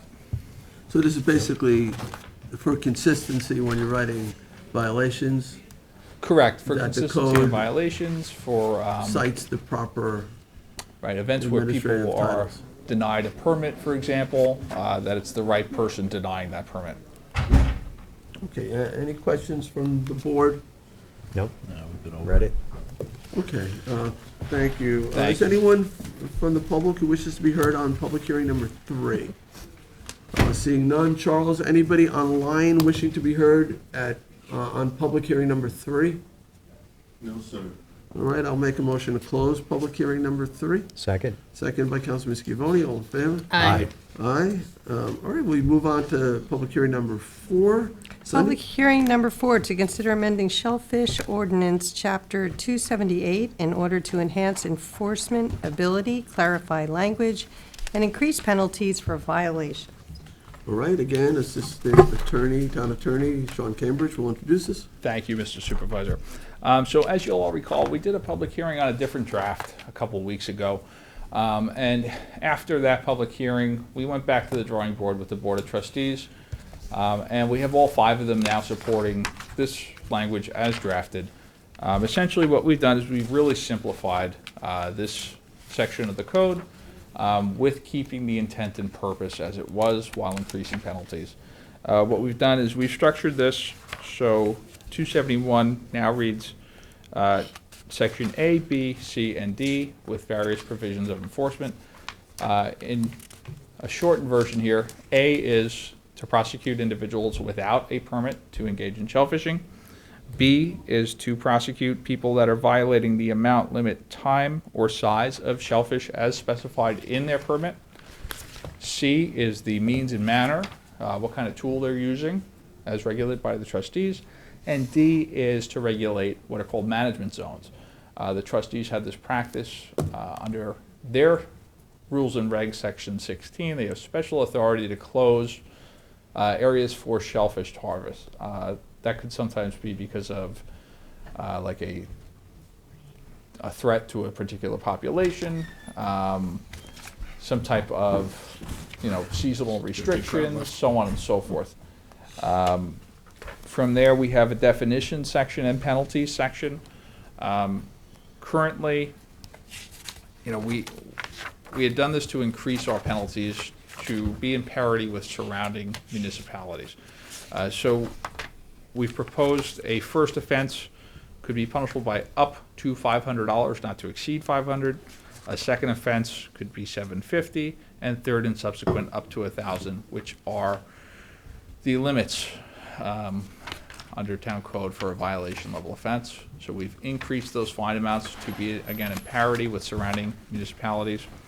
And then in section 4, we left in that language that already exists within the town code. It's a procedure for the trustees to initiate a public hearing by submitting written notice.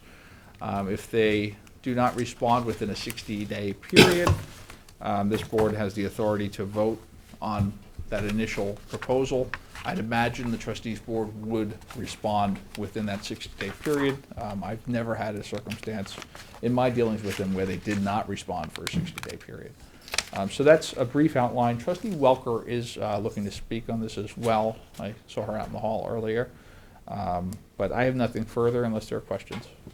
I think I have questions. So it's always a challenge trying to figure out the 2 jurisdictions. I understand that this is a town code that allows our town employees, peace officers, bay constables, harbor masters type, police, whatever it might be, to enforce the town code. But underlying this is actually the trustees' blue book in their rules for shellfish collection. That's correct. And getting a permit there.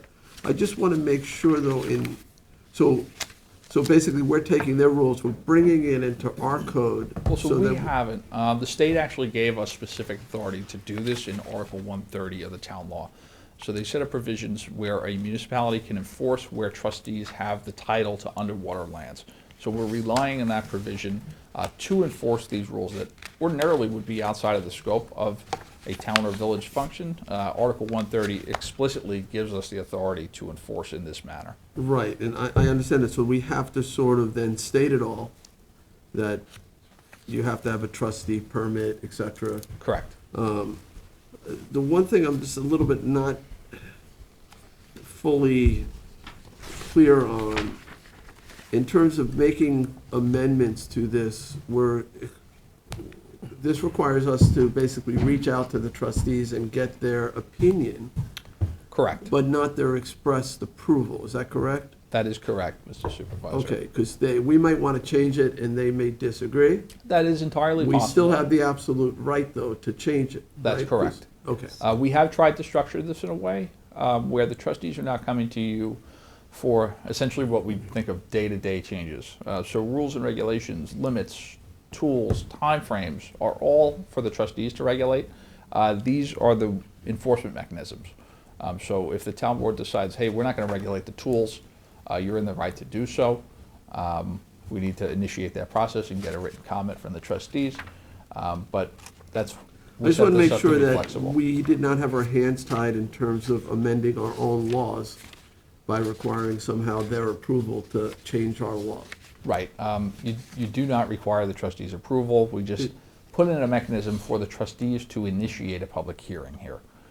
So it gives a mechanism that... It says the town board shall not amend this chapter without obtaining a prior written expression of the trustees of the freeholders of commonalty regarding the proposed amendment. Right. Article... But it also says if they don't give it to us, we can also, we can take it as sort of a tacit approval. But even if they do give us their comments and they disagree with the way we want to change it, we're not precluded from making those changes. Right, you just need a writing. Article 130 of the town law requires this board to obtain a written expression from that board. You don't have to agree, you just need But if to we don't obtain- get it, if we've asked for it and we don't get it, we can still act. Right, that's why we have this default clause essentially with the 60-day time period written in here. Okay. All right, any other questions for Sean? Trustee Welker, I see you've entered the room. Did you want to comment on this, these amendments to the Chapter 278 Shellfish Ordinance? That was good timing. Good afternoon, everyone. thought you were Thank waiting you for outside the, the no. No. Thank you for the opportunity to speak. Ann Welker on behalf of Southampton Town Trustees. First of all, thank you for your interest in this and acting to increase the fees for the shellfish and also to increase the enforcement. The one point I wanted to make was that, and I'm speaking not only on behalf of the board, but also on behalf of the residents in the Mecox Bay area.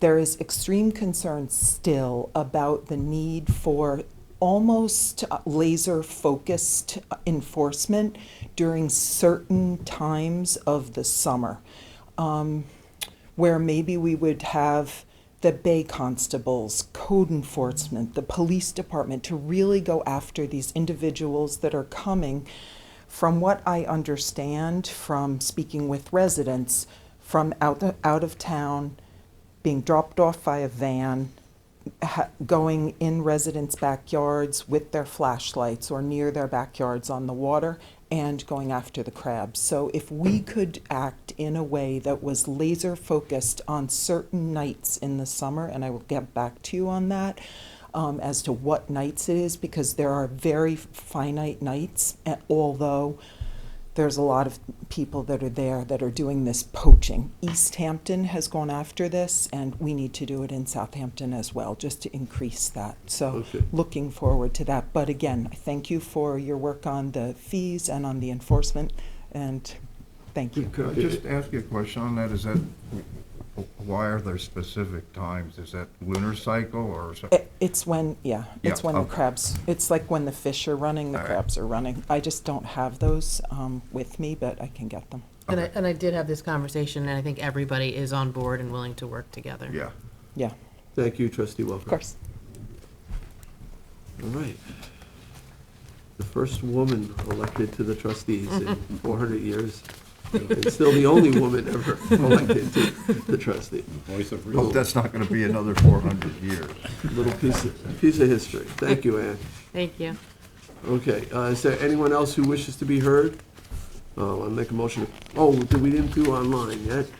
Charles, anybody online looking to be heard on this? No, sir. All right, I'll make a motion to close the public hearing. Second? Seconded by Councilwoman McNamara. All in favor? Aye. Aye. Okay. Madam Clerk, the fifth public hearing notice. Public hearing number 5, to consider local law to amend 312-9 of the Southampton Town Code to make intersection of Squires Avenue and Jones Road in East Quogue a four-way stop. All right, Assistant Town Attorney Sean Cambridge will introduce us. Thank you, Mr. Supervisor. The title really is the crux of this. Our highway superintendent brought this to the board. He specifically has articulated he believes this is a dangerous intersection. He said there are 2 elementary school bus stops on either side, so he is looking for this change to be implemented if possible. Yeah, I've been through this intersection. I think this makes an awful lot of sense. It's not but, your standard four-way, it's offset, makes total sense. I don't know if we've heard from community members, but hopefully this I is- actually brought this to the CAC, and we actually have a member of CAC that lives on this road. They wholeheartedly support this. That's my Good. feeling from the western part of the town, Yeah. absolutely. I see the town engineer is here. Tom, did you want to weigh in on this at all, or no? I was here for number 6. Okay, And thank as you. the mother of a kid that regularly goes through this intersection, Yeah. I'm very happy for this. Okay, It is on for adoption too, I believe, today. Yeah, it's kind of a no-brainer to me. so, no, it does make sense. And Tom, you did review this, correct? I have not had a chance to due to my schedule. Okay. You busy? Have the police reviewed it? I'm not aware of that, Mr. Supervisor. This was proposed in the work group. From what I understand, some of the standard protocols for enacting a four-way stop are based on accident data and things like that. The highway superintendent felt pretty strongly that we shouldn't wait for an accident at this intersection. No, So I that's what agree he with that, but it's articulated. highly unusual to place a stop sign without some input from the police. I do understand that. That's just not typical, so, as long as they didn't have any objection, but I think because that would be internal, I think we could close the hearing, but I don't know that we should vote until we just get a confirmation from the police department that they concur. If I'm not mistaken, I believe we scheduled the reso of adoption for your next meeting on this. So we Okay. have some time. Yeah, so we can get written comment in the meantime. Absolutely. Okay. Yeah, I mean, we could leave the record open for written comment for a week. That as makes well. sense. Yeah, we'll reach out with them today. We'll talk with PD today. Yeah, because Yeah, I mean, that I would thought give this Tom a had been chance to look at discussed it, once too. before when Tom's Chief schedule's opening Janicki up was here. anytime and soon. it had been discussed. Yeah, I don't suspect there'll be any problems with it, so, all right, thank you. Is, anyone wishing to be heard on this? No, Charles, anyone online? No, okay, so, I'll make a motion to close the hearing, but leave the written record open for 1 week Second that. for comment, and, seconded by Councilman Martell. Do you want me to reach out to, Chief Kiernan, or who's the sponsor of this? We can reach one of us, Cindy or I can do it, Cindy? Sure, I'll do You it. wanna do it? Okay, so I'd like that information before we vote. Okay, all in favor? Aye. Aye. Aye. Okay. Okay, we'll move on to the sixth public hearing. Madam Clerk? Public hearing number 6, to consider local law to amend TO 312, parking prohibited in designated locations on a portion of County Road 80, East Montauk Highway, Hampton Bays, in order to provide National Grid unencumbered access to the manhole covers in order to maintain and operate the gas main pressure regulator system. Okay, thank you, Sunday, and our town engineer, Tom Houghton, will introduce us. So I apologize for the long title, but as you may be aware, National Grid recently installed a new end of main regulator station. It's in addition to the one that was on the corner of Old Riverhead Road. They reached out to me because basically this is a critical piece of infrastructure. They have a number of manhole covers within the shoulder of the road that they require unimpeded access to, honestly, at any point in time in case there's an issue to this gas main. As such, they reached out to Suffolk County, since this is Montauk Highway, County Road, Bob Hillman has voiced no objection to these regulations, but did say that the town is required to weigh in and amend their code accordingly. From there, we looked at Chapter 312. We looked at the distance from the intersection with Old Riverhead Road that would be required in order to provide this access, and it's approximately 190 feet from the projected edge of Old Riverhead to the west. There was a previous fire hydrant on the western end of this section of road, so we're only going about 20 feet past that previous fire hydrant. So right now, parking is permitted in this area? According to the code, parking is permitted, but National Grid has left their cones in place in order to deter parking from this location. But this would make that section parking prohibited? Yes. Yeah, so to give them unfettered access to their manhole covers? Yeah, the last thing they need is a vehicle parked on top of a manhole that they need access to shut off the gas main. So there are businesses in that area? Yes, correct? opposite. On the opposite side of the street, but when I drive through there's usually tons of cars parked on the north side of the road. So are we losing public parking? We're going to lose about 5 parking spaces on that north shoulder. I went back in time, looked at some Google Street views. The most cars that I was able to see between the fire hydrant and the corner were 5. All right, so potentially 5 parking spaces. Yes. Is that going to have a negative impact on any of the businesses? It may, but we have basically a dead-end single-feed station from National Grid that is in place. It's commissioned, it's operating, and they need to be able to have access to it. I have 2 representatives from National Grid on Zoom if you'd like them to speak a little bit more to the urgency of. All right. Well, first, let's see. Do we have any other questions for Tom? Yeah. So in reality, if the fire hydrant's out of there, you're actually eliminating 10 or 11 spots. Well, the fire hydrant was removed as part of this infrastructure project, so that they just capped the main at that portion. So we have the 5 spots previous to the fire hydrant, another 2 spots potentially in front of the fire hydrant, and then a 3rd spot past the fire hydrant. So we're looking at about 8 spots, one could say. How often do they need to access those? It's not a matter of how often, but if, is what I've been told.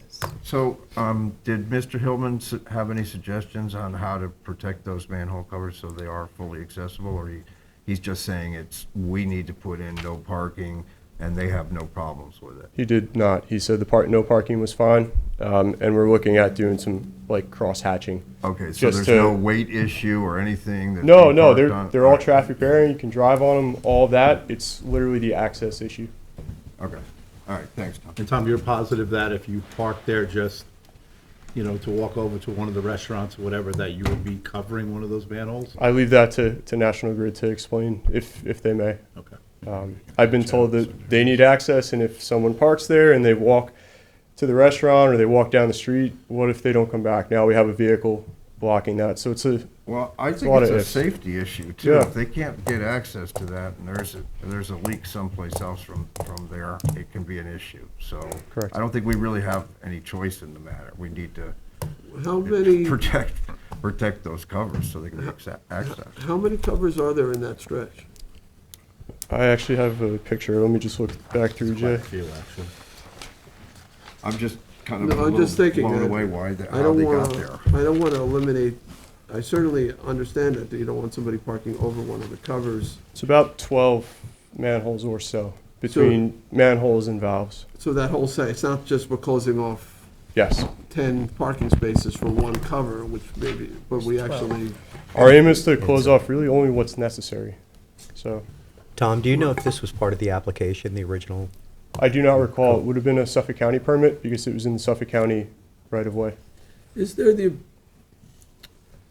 I guess, I don't know what the road width is. Is there the ability to allow parking even further toward the shoulder? No. There would not. I have a couple pictures if you'd like to see what the area looks like. All right. Yeah, I'll take a look at that. We do have one gentleman who's been waiting all afternoon to speak, so we want to get to the public, and then you have some people. Just 2 hours. 2 hours? 3 hours. Yes, I have 2 representatives from National Grid. One is the lead project manager for the project that was instrumental in performing it, so. Okay, so let's go to the public first. Not gonna move. All right, so I take it that you're Ed Laurent? Loriano, sorry. That's an O, not a D at the end. Well, I Loriano. was wondering, I thought you were just enjoying the ambiance of the town Well, board. now I am a huge Steinbeck fan. Yes, my name's Ed Loriano. I own a business across the street from this area in question. And I just want to be on the record as saying it will affect businesses there. And to your point about possibly making the area wider, I think that is a possible solution because, as I understand it, the town or the Community Preservation Fund also owns that lot that's undeveloped on the north side of the road in Montauk in that corridor, if I'm correct. So we would be losing, I know you said 8 spots. For small businesses, I mean, you guys know, some of you are business people, you understand. It's customers and also our employees. It's going to be directly affecting several businesses. I mean, all the way down past Mulvey and the beverage store. I know most of you are familiar with the area. If not, there's a lot of businesses, and it's sort of the end of Hampton Bays. So I just ask for your thoughts that you could possibly find additional parking. Because I also, on the other hand, I do understand it is necessary. I wish there had been more thoughtfulness on National Grid's location where they put these covers, because I think it could have been improved. But I just wanted to make certain that, please, I understand that access is needed. But I also understand that there's a lot of businesses that this will affect. And I ask for your thoughtfulness in when you approve or disapprove, or the length of the area in which this parking is needed. And thank you very much. It's a pretty wide right-of-way there. It is. Right? It's It a is. very large road. It is, yes it is. Tom, perhaps we could look at diagonal parking where it exists, or on the other side, and that may or may not be. Anything. Well, we would would have be- to restripe and do a lot of things. I know it's an immediate no, but, there's a lot of room there, to do that. No, but It is wide there. Yeah. you're saying there may be an open space parcel across the street? We do have at least one property Yeah, a on the little corner of west Old of Riverhead and this Montauk. area, right? Because we Yeah, are CPF. permitted on CPF properties to create parking, small lots for people Right, it to could be. access those parks. Whether, somebody also used that small parking lot for local businesses, they could potentially. And I did ask Tom to look at the distance and make sure that that's what they need. So we did look at shortening it if possible. I did ask him to go out and do that. Yeah, we should look at that too, but, the idea of creating maybe some parking There's a along piece the. east of the Capital One Bank. I mean, unfortunately, I think Yeah, for You may the be able to purposes do of what we something. need, I mean, National Grid Yeah, can tell dirt us, but I parking think our lots. hands are tied on that area. Yeah, we'll bring on National Grid in a minute, but I certainly, as a small business owner myself, I understand that parking is critical, and we don't want to do anything to hurt your ability to survive in the community, so let's look at that issue. I know there's a lot of employees that come in and they'll leave their vehicles there and take a company truck and go out for the day. Correct. Is it possible to allow them to take vehicles home instead of bringing a truck in? No, we don't allow for insurance purposes. Okay. We're not allowed to have our employees use a business truck after working hours. I mean, that was just my concern, because I know that a lot of those cars are there. I mean, I'm sure you could ask them to leave their keys or something, but I know a lot of them are parked there for the day. Yeah. No, I definitely understand the need for access. So I want to be clear about that. But I also want to recognize the need, and I thank every board member here that there is local businesses that are going to be affected, not only mine, but other businesses in this little area, this little corridor. Tom, I think you had something to say about the space. Thank you. Yes. Thank you. Absolutely, thank you, sir. Yeah, I understand that. It's a lot of parking. I certainly understand that. I just wanted to speak about the ability to put parking on the north side, and based on the infrastructure that National Grid is installed, we really can't extend anything to the north. If we were going to add parking to the south side, there potentially could be some space there, but that would have to be done through Suffolk County. So, We can look at that. yeah, I can show you some pictures later. Yeah, I mean, that's what, you know, we'll hear from them. That's Yeah, what- absolutely. I thought maybe they had come up with that solution ahead of all of this, but apparently not. The county is planning on replacing that bridge fairly soon, so that maybe does incorporate something into that, I don't know, but let's see. All right, thanks, Tom. I have Robert Ross who would like to speak. Okay, let's bring him on.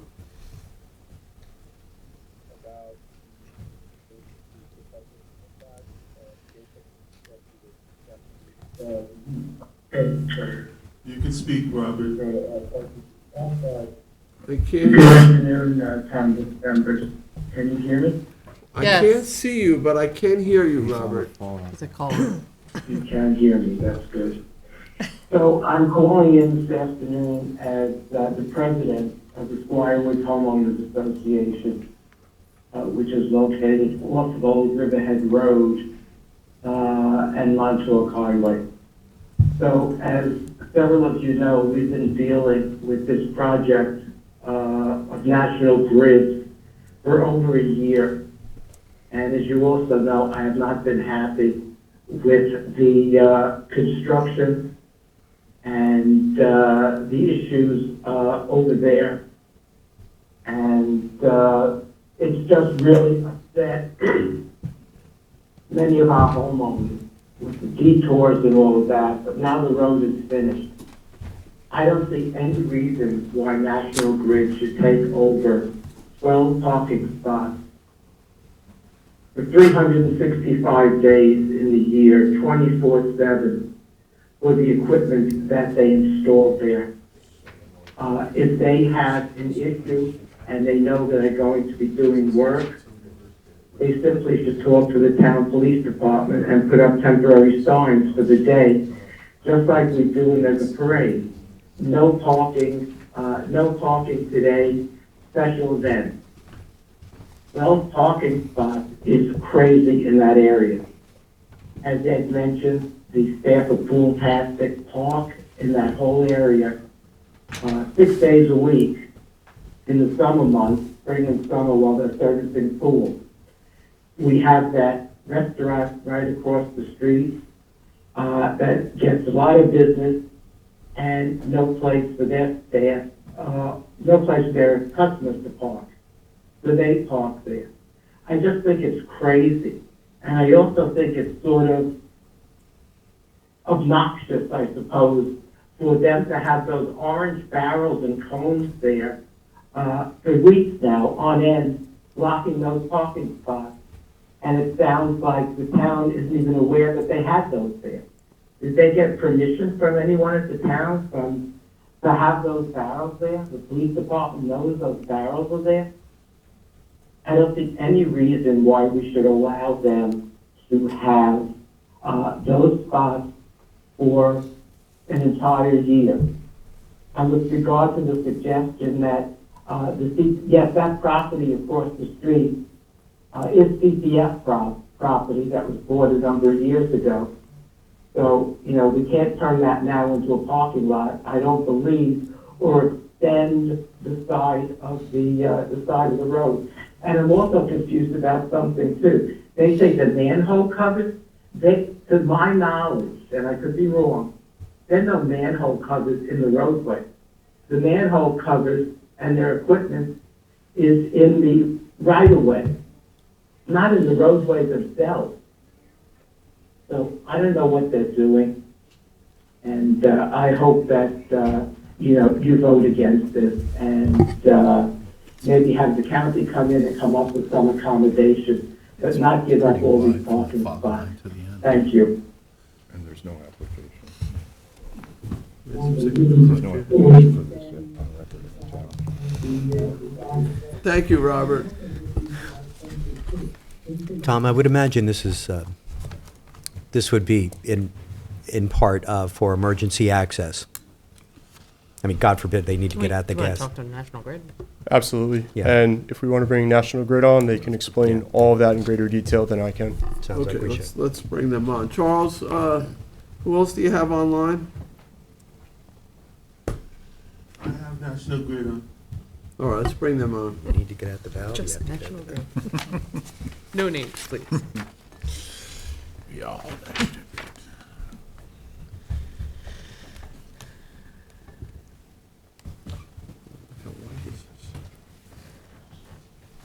That's what I'm saying, if we just took a little bit, keep the part, you keep them off the panel, straight down. Yes.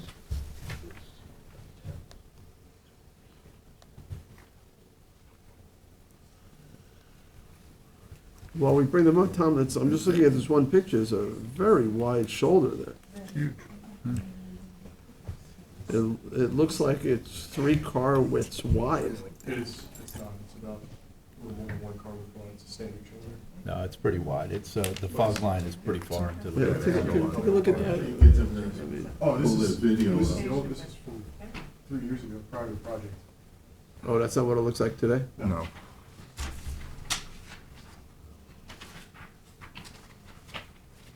That's today. That's this morning, actually. Do you want those in the They're record? having trouble with their video.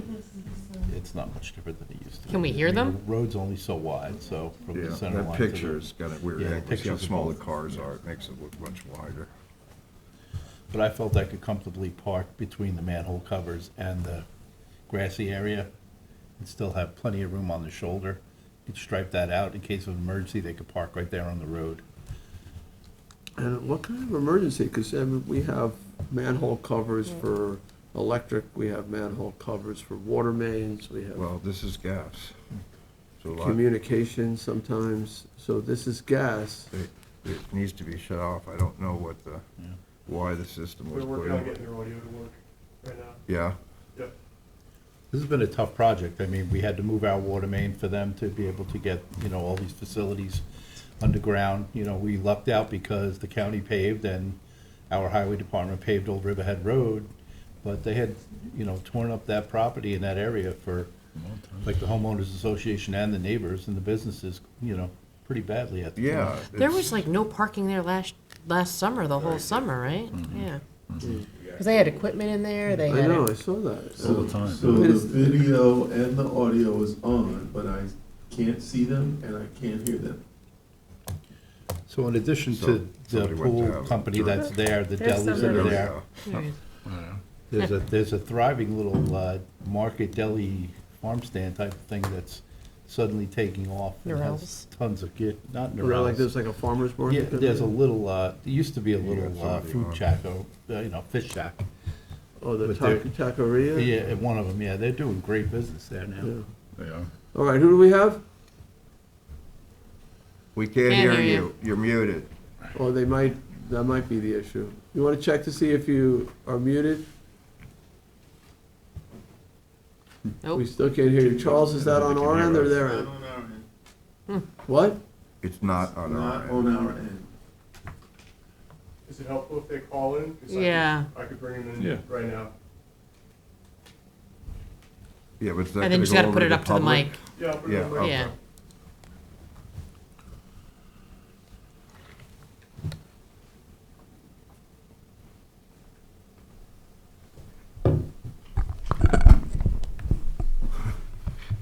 So can you hear us? No, you can't. Yes, I can hear you guys. There you go.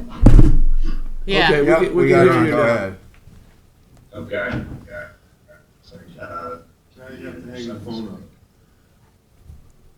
All right, great. Okay, well, thank you everyone for your time. I'm Spiro Petratus, I'm the project manager for National Grid. And we do apologize for this inconvenience, but it is something that we did take into consideration as we were designing the project. And parking was one of the things that did hang us up here on this project. So just to give everyone a little bit of background, we have an existing regulator station on Old Riverhead Road East on the east side of the road. That station is basically out of its capacity at this point. So we needed to build a new regulator station that could handle, a heavier demand for the area. So we were, for a number of months, we were looking for an ideal location for the new station. We went further north on Old Riverhead Road East. We didn't have a good location further north. We were looking on the west side of Old Riverhead Road East across from the existing station, but we have overhead lines there from PSC&G. We had actually reached out to PSC&G to see if we can take a temporary outage on their power lines for us to install the vaults on that side of the street. And for whatever reason, that area is also a single feed area for PSC&G. So they were not willing to, give us an outage and, for us to do this work under their power lines. So then finally, we were looking on Montauk Highway in the wide shoulder, that we're discussing today. We did have initial conversations with Suffolk County on this location. We did mention, we discussed the impact to parking in this area, and we know it's a busy area, it's a commercial area, and we are sensitive to the businesses there.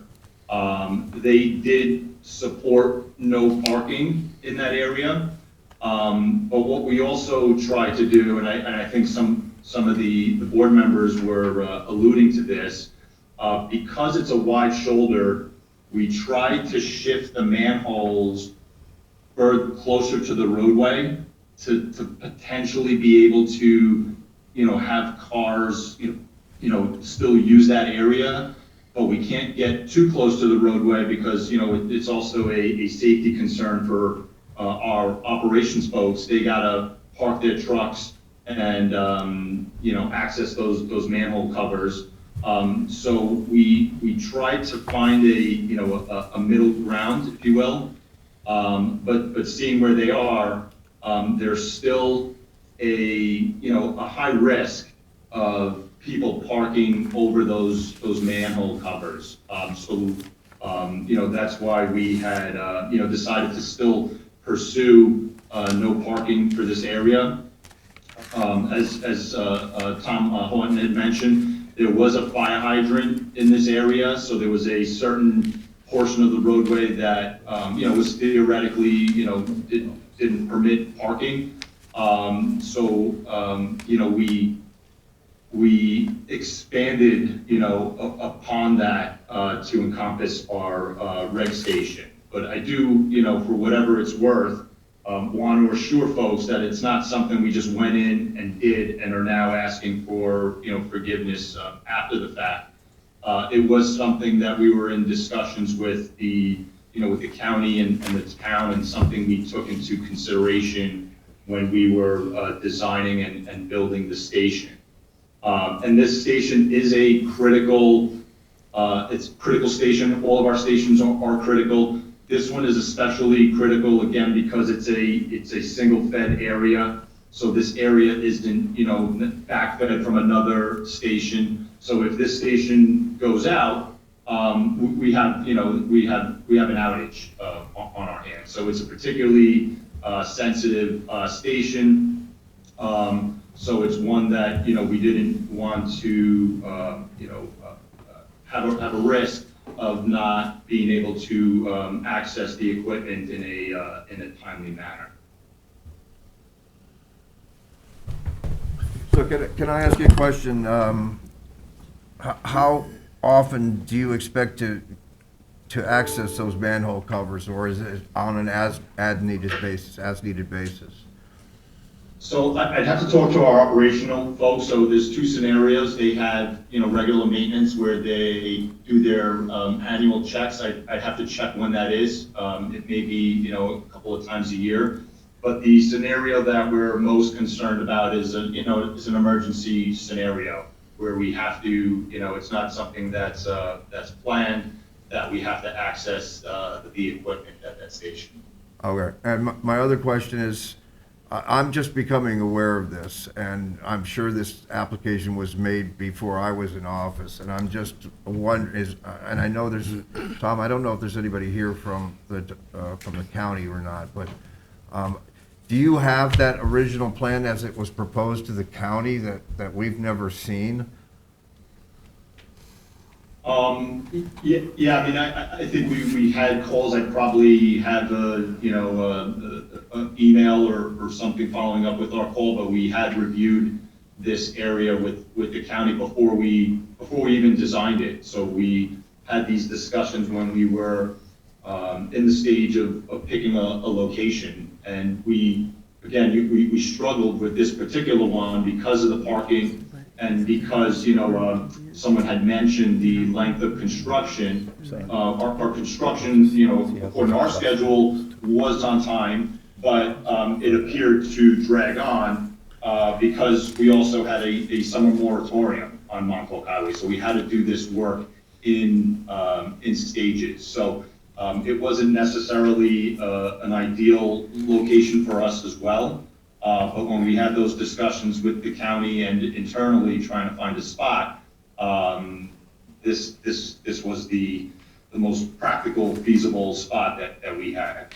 No, and I appreciate that. I'm just trying to find some information as to what discussions the county had with the town of Southampton and trying to resurrect some of that history there so I could understand, how we got to this place, because this is totally new to me.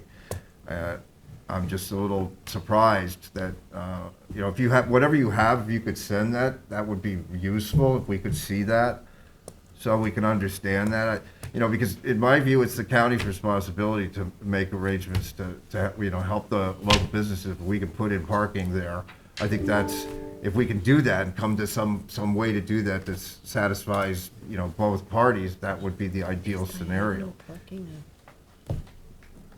Okay, yeah, I can find those.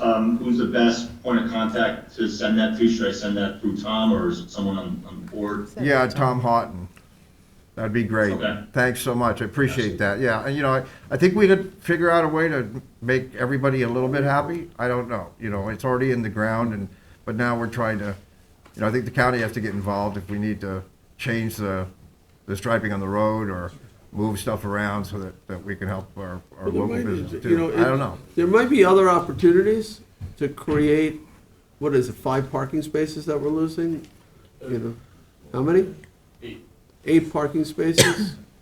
That's without the fire hydrant, Tom? That's including the fire hydrant. Oh, okay, so it really isn't 8, It is 8, including it's the 8. I'm sorry. Okay. What about on the south side of the road, between Montauk Highway and the railroad tracks, just sort of across from Old Riverhead Road? Jay, one thing that Sean and I were just discussing was a potential for maybe 15-minute time-limited parking to allow someone to stop. Doesn't help if they have employees that want to park for the day. We're thinking for the delis and restaurants. That would help for the delis and stuff. Yeah, 15-minute parking. But then hopefully you could talk with them about. Yeah. Because Keys Well, Bend, which I is don't really know if that's emergency acceptable. access, I guess if there's a gas leak and they had to shut down the system, but Keys Bend wouldn't have the ability to move a car if they had to get into, if it was covered. Is that not a? I'd have to talk to our operations folks. It's obviously not the ideal situation. I don't know if they move them themselves or call in a tow truck to move cars. I don't recall, but it's obviously something that, that we'd like to avoid. We don't want to start towing people's cars or moving people's cars. They get, Right. pretty upset. And there's still the time factor that's associated with Is it a restaurant across the street or a deli? It's a Mexican, it's a Right takeout. across the street, It's it's a more like takeout, a it's not deli, it's not a yeah. sit-down. Well, maybe, there might be some. I think it just, So maybe nothing 30-minute parking would Nothing solve the indoor, sure. problem. Worst case scenario, I mean, likely that the person would be nearby and you could find them if there's an emergency, but. A question for Keys Band. Who's enforcing it? Is this an east-west gas main, or is this servicing residential areas in Hampton Bays, or both? It's servicing residential areas. Don't quote me on the exact customer count, but last we had checked, I believe it was about 700 or 800 or so customers that this station is servicing. How about Thank the you. restaurant? Thank you. So in an emergency, do you have to access all those manhole covers, or is there one that will get you in to the area? How does that work? It's difficult to say. It depends on the situation. So each of those manholes are either a valve or the underground vaults where the equipment is located. So we have 3 underground vaults at that area. So I hate to give answers like this, but it kind of depends on what needs to be done. So what do you mean by vault? You're storing gas? No, there's a precast underground vault that has a pressure regulating equipment in there, and valves.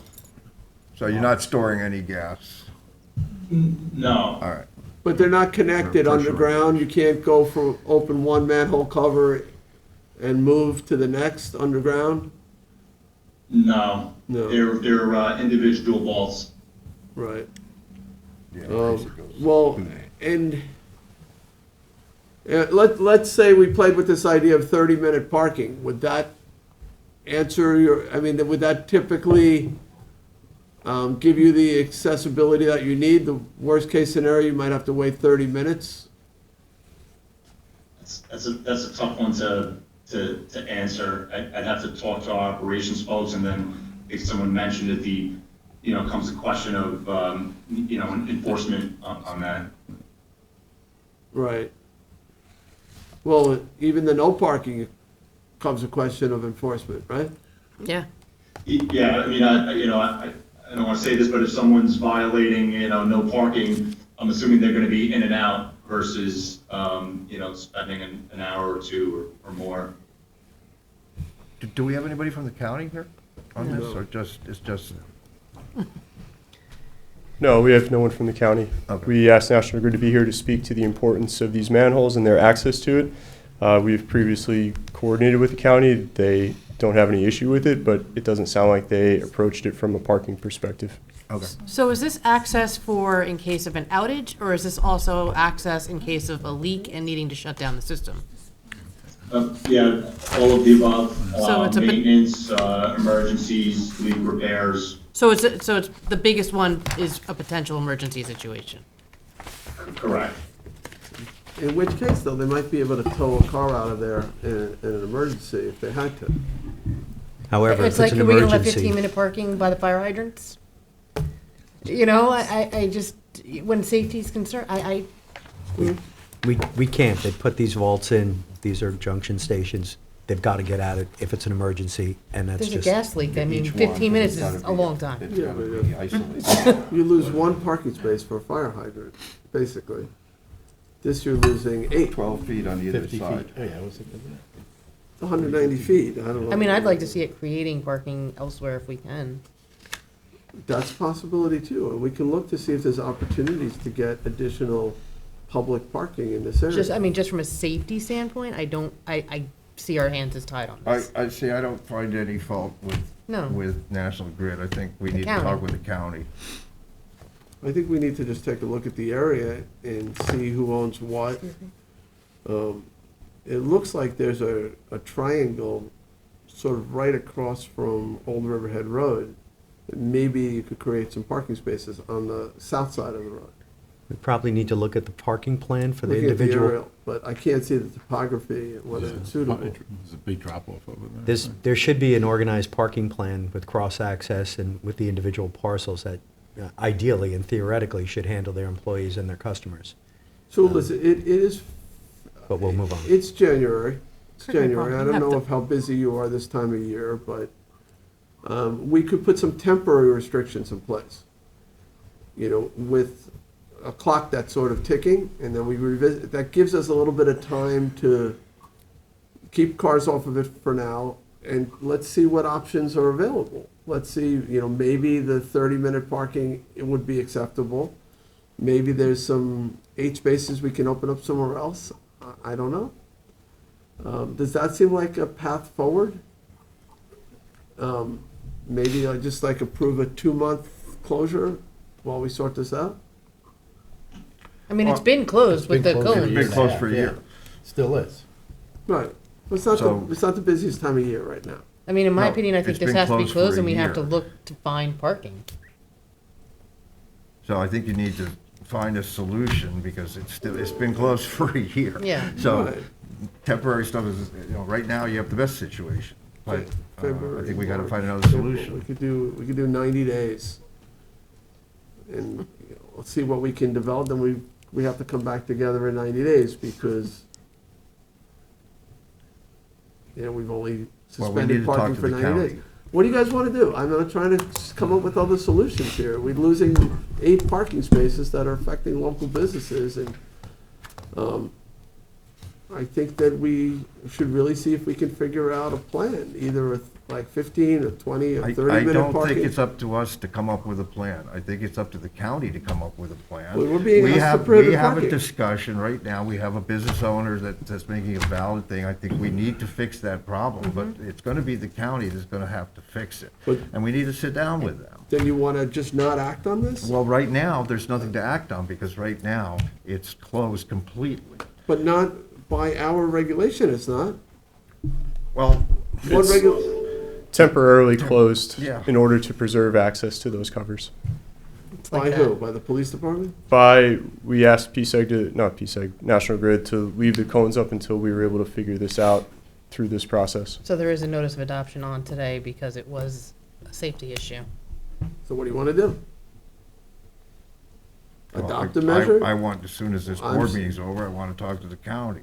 I'm saying don't adopt it as a permanent measure, adopt it as a temporary measure, so we're forced to look at it in more detail and see what other solutions we have.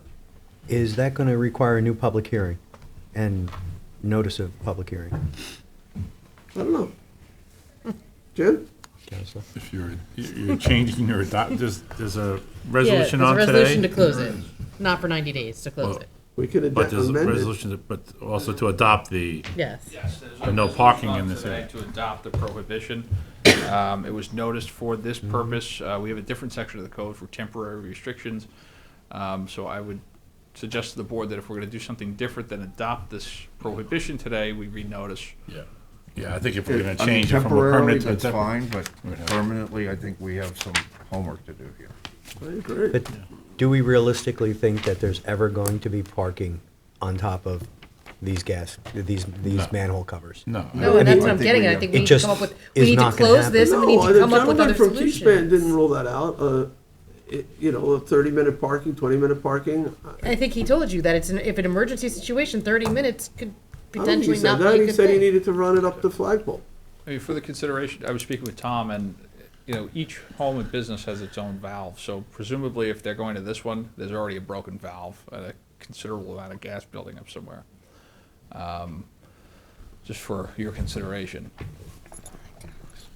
I mean, the cones are there and it's closed off for a reason, and it's not because they want to look at the cones. I don't want to eliminate the possibility that we could widen the shoulder a little bit more. Yeah, that's- And not park on top of them and still have plenty of access for the emergency vehicles to park outside and still get to the manhole covers in an emergency. Because for 2 maintenance events a year, it seems silly to does. eliminate that many parking places if we can come up with a simple solution of just maybe cutting back this easement a little bit to allow the parking to go there. Yeah. We Doesn't could also change the adjourn fog this. line, doesn't change anything. And keep this as an option and see if we can figure out something better before the adoption date. That's a possibility too. Adoption date's today. The gentleman from Keyspan, I'm sorry, I forget your name, but Spiro. it's Spiro. So on the question of limited time parking, whatever that might be, 15 minutes, 20 minutes, 30 minutes, you said that you needed to talk to your technical team on that, whether that might be a solution, correct?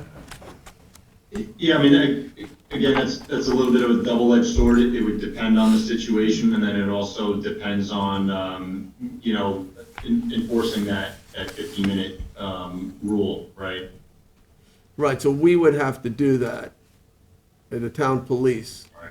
which usually means marking tires or something, or Or needs notifications to shut them.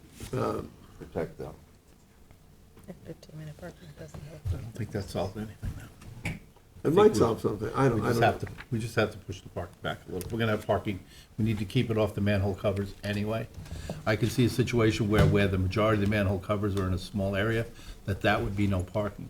But we could easily cut back the easement to allow parking behind the manhole covers What are anywhere those, else. what are those big metal, Those what are the looks like big metal, are they vents. vents? Those look like vents, gas vents. Yeah, so we have our bench stacks and our equipment cabinets, so I think there's 2 bench stacks and our equipment cabinet. In that easement. Yeah, I mean, when we put them in, we put them into the easement, obviously, to get them off of the shoulder. You know, we didn't know that there was a possibility of that, you know, that easement to be cut back and be made, you know, roadway. Well, this is what I would suggest. You keep it as is right now, adjourn this to a future time to, Yeah. to protect the permanency.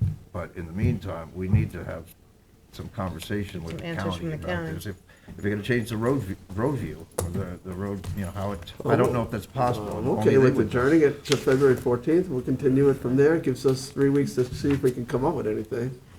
Meanwhile, it's still no parking, not by our action, but by, I guess, the police's action.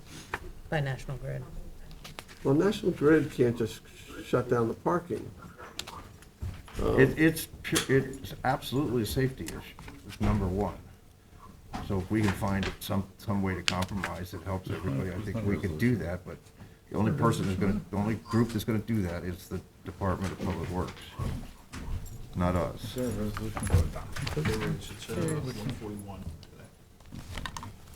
All right, Sean. I mean, what happens if we just adjourn this to February 14th? We can adopt on that date and close the hearing and leave it open for written comment today. There's the option to adopt today if the board's inclined. That option stays valid if we adjourn. It's up to the board. So if we find out anything between now and then, we could withdraw the resolution. Or and act then on it. If we wanted to switch this to To a temporary closure, we need to renotice it. Renotice. We Yeah. would, yes. So you're saying We have a time week close to it, decide that, but too. don't act on it? Actually, no, we don't. That decision's up to the board, whether you want to pass this today and say this is going to be closed anyway, and we'll figure something else out, or if we want to adjourn this and figure it out prior to adoption, or not adopt. They're your decisions, frankly, as a board. I'm Yeah, fine right. with adjourning until for the 14th. Yeah, I think we, and like keep that it as better. is. I'm fine with that. Because there might be other businesses that want to weigh in, who aren't aware of that. And we of do this. just need the county to weigh in on this also before. Definitely. So they take a little longer than us. All right, I'll Like make we a said, 3 motion, weeks. motion to adjourn to February 14th. Second. Second by Councilman Scavone. All in favor? Aye. Aye, all right. So, We'll keep at it. Appreciate that. Thank you for your consideration. all right, if you come up with any ideas for us to consider, let us know. Just on Rick's idea of possibly widening the shouldering that easement may be a solution that benefits Everybody, yeah. That's what I think too, and we need to talk with the county, because they're the ones that would have to do that, not us. It's not our road. Thanks again. Thank you. Great day. Thank you. Thanks. Okay. Thanks. Thank you, Spiro. Okay, that is the last of the public hearings. We're gonna move on to public portion. Is there anyone who wishes to be heard in public portion? Seeing no one. Maybe in. No, online. Oh, you got somebody. That's where I was going. That's where I was going, John. Michael Daly. You guys were all assuming there wasn't gonna be anybody. Nope. No, I Because the wasn't. room is empty. All right, so, Michael, we don't see you. We don't hear you. But he's there. Somewhere. There he is. There you are. We can see you and we don't hear you now. You're muted. Try to unmute. Oh, boy. There, we can hear you now. The power of technology. Glad to be with you, and I have been with you since 1 o'clock, and so I feel your pain. But Michael Daly from Sag Harbor, I am the co-leader of East End YIMBY, Affordable Workforce Housing Advocate, and I'm also a real estate agent. That's my day job. And what I wanted to talk to you about today is it's so charming and impressive to see all the resources that we can put together to preserve things in our past. But today, the typical home value in Sag Harbor is approximately $2.5 million. And, with a $650,000 down payment, closing costs of about $75,000, a person would need to have an annual income of about $500,000 a year to afford that and have payments of about $16,000 a month.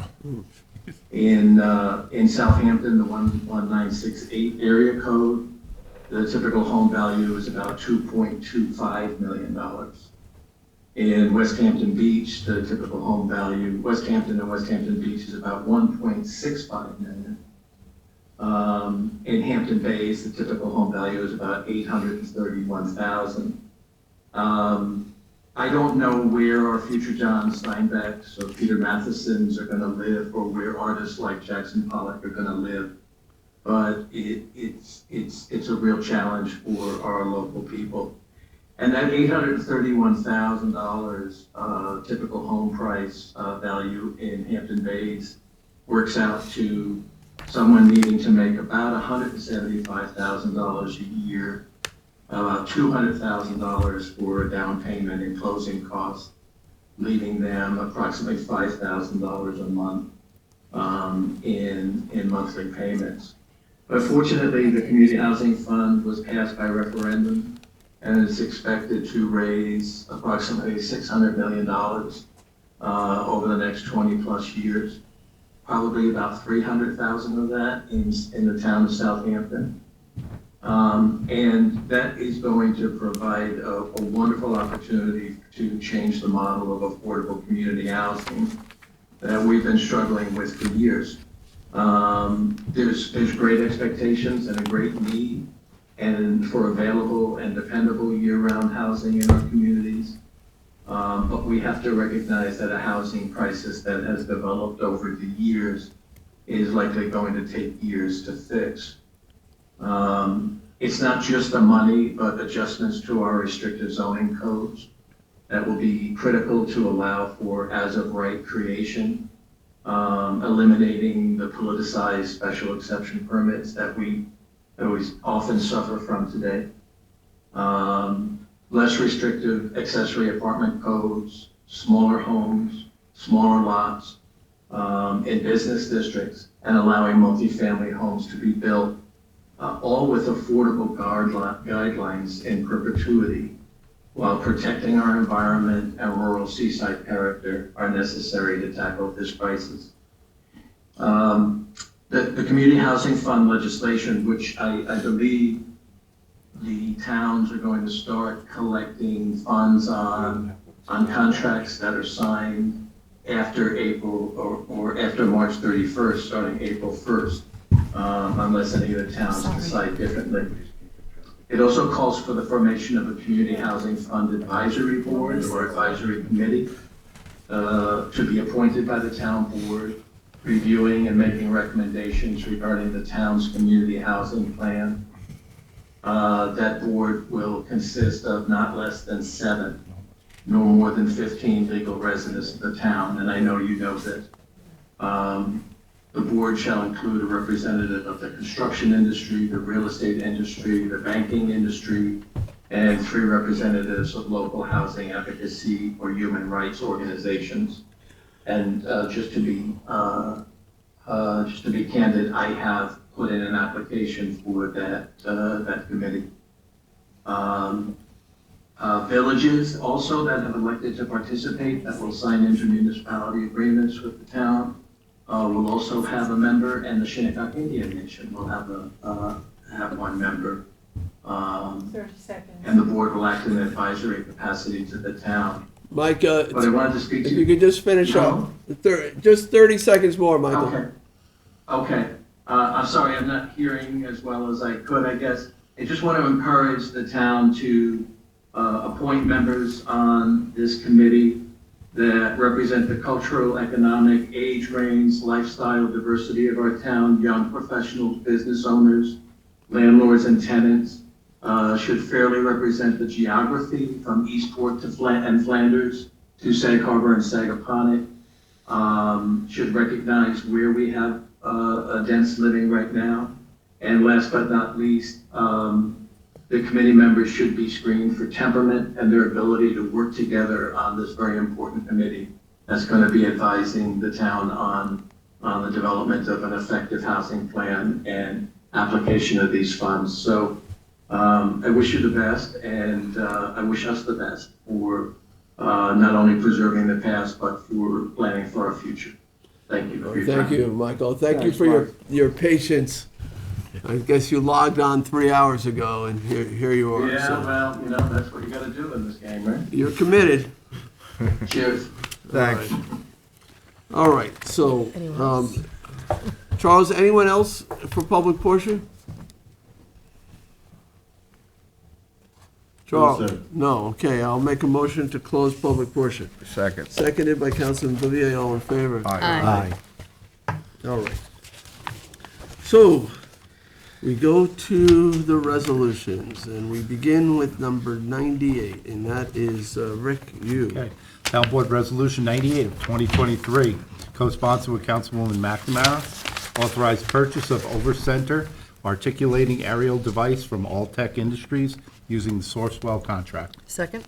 Seconded by Councilwoman McNamara, all in favor? Aye. Aye, approved. 99 of 23, authorized purchase from Omnia Partners contract with HD Supply. Second? Seconded by Councilwoman McNamara, all in favor? Aye. Approved. 100 of 23, co-sponsored with the entirety of the town board. Authorizes purchase of technology solutions from Gov Connections, Inc., DBA Connection using Omnia contract. Second. Seconded by Councilman Bouvier, all in favor? Aye. Approved.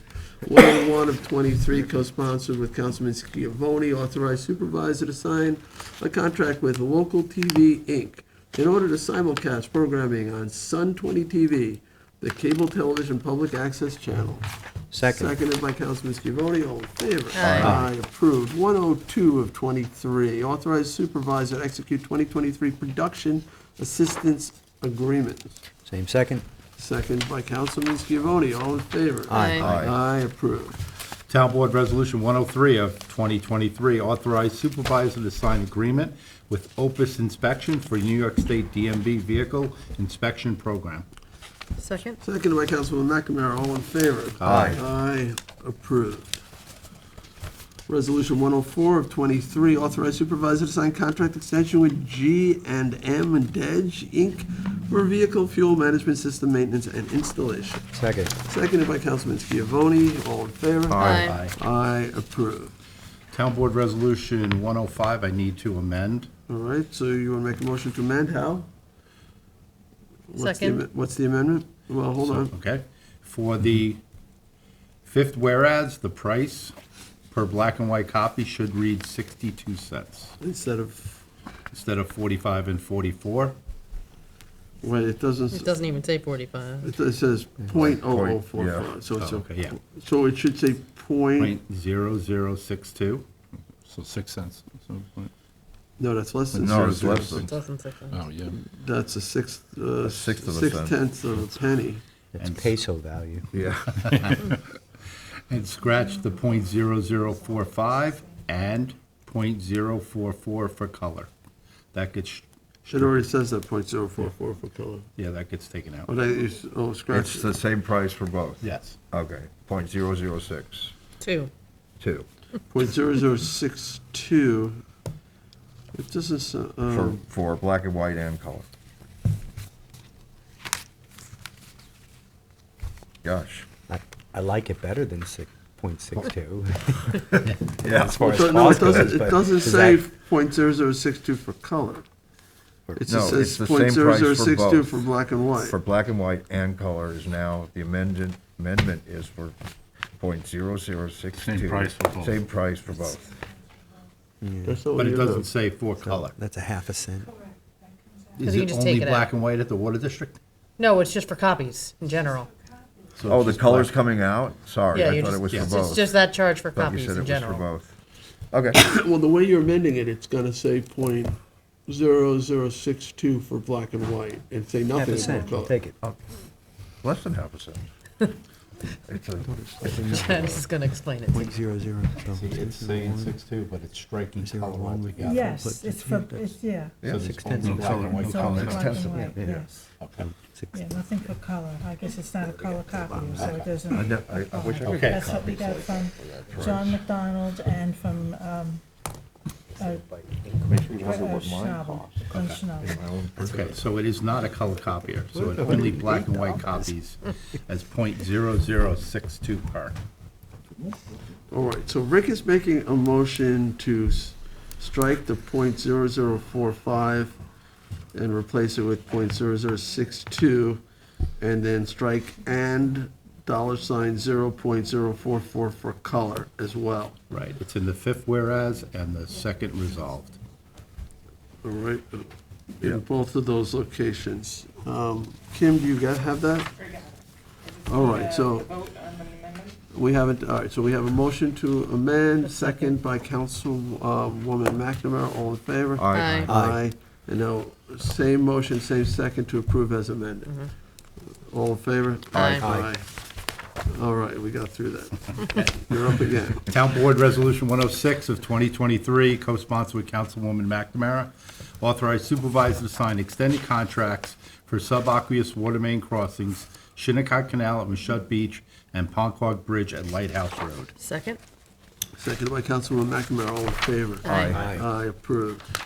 Town Board Resolution 107 of 2023, co-sponsored with Councilwoman McNamara, authorized supervisor to sign a no-cost extended contracts with Palace Electrical Controls Incorporated for the electrical portion, Philip Ross Industries for the plumbing mechanical portion, and East End Material, DBA East End Group for the general construction for the wellhead treatment for the removal of iron and manganese at plant number 4. Second? Seconded by Councilwoman McNamara, all in favor? Aye. Aye. Aye, approved. 108 of 2023, co-sponsored with the entirety of the town board, because I guess you all love fleet management. Who This authorizes the purchase of fleet management services from New York State contract with Automotive Rentals, Inc. Second. Seconded by Councilman Bouvier, all in favor? Aye. Aye. Town Board approved. Resolution 109 of 2023 is authorized the sale of an affordable housing unit located at 44 Samantha Circle, West Hampton. Second. Seconded by Councilman Scivone. Oh, I'm sorry, co-sponsored Yeah, with yeah. Councilman Scivone. Seconded by the co-sponsor, All good. Councilman Scivone. All in favor? Aye. Aye, approved. 110 of 23, authorize the supervisor to sign a 4-year maintenance agreement with Motorola Solutions. Second. Seconded by Councilman Scivone, all in favor? Aye. Aye, approved. 111 of 23, authorize the supervisor to execute a consulting agreement with Lisa Combrink Esquire to provide professional services to the Community Preservation Department. Second. Seconded by Councilman Bouvier, all in favor? Aye. Aye, approved. Town Board Resolution 112 of 2023, authorized supervisor to execute a contract with Suffolk County Office for the Aging for the residential repair program. Second. Seconded by Councilman Martell, all in favor? Aye. Aye, approved. Town Board Resolution 113 of 2023, authorized supervisor to sign an agreement with Suffolk County to develop and implement an essential shopping assistance program for older adult citizens. Second. Seconded by Councilman Martell, all in favor? Aye. Approved. Town Board Resolution 114 of 2023, authorized for the supervisor to execute a contract with Suffolk County Office for Aging for Title III Adult Daycare. Second. Seconded by Councilman Scivone, all in favor? Aye. Aye, approved. Town Board Resolution 115 of 2023, authorize the supervisor to execute any and all documents pertaining to the 2022-2023 transportation contract with Suffolk County Office for the Aging. Second. Seconded by Councilman Martell, all in favor? Aye. Aye, approved.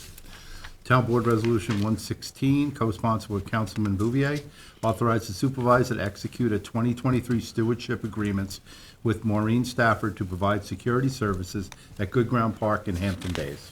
Second. Seconded by Councilman Bouvier, all in favor? Aye. Approved. Town Board Resolution 117 of 2023, authorize the supervisor to sign 2023 community program grants. Second.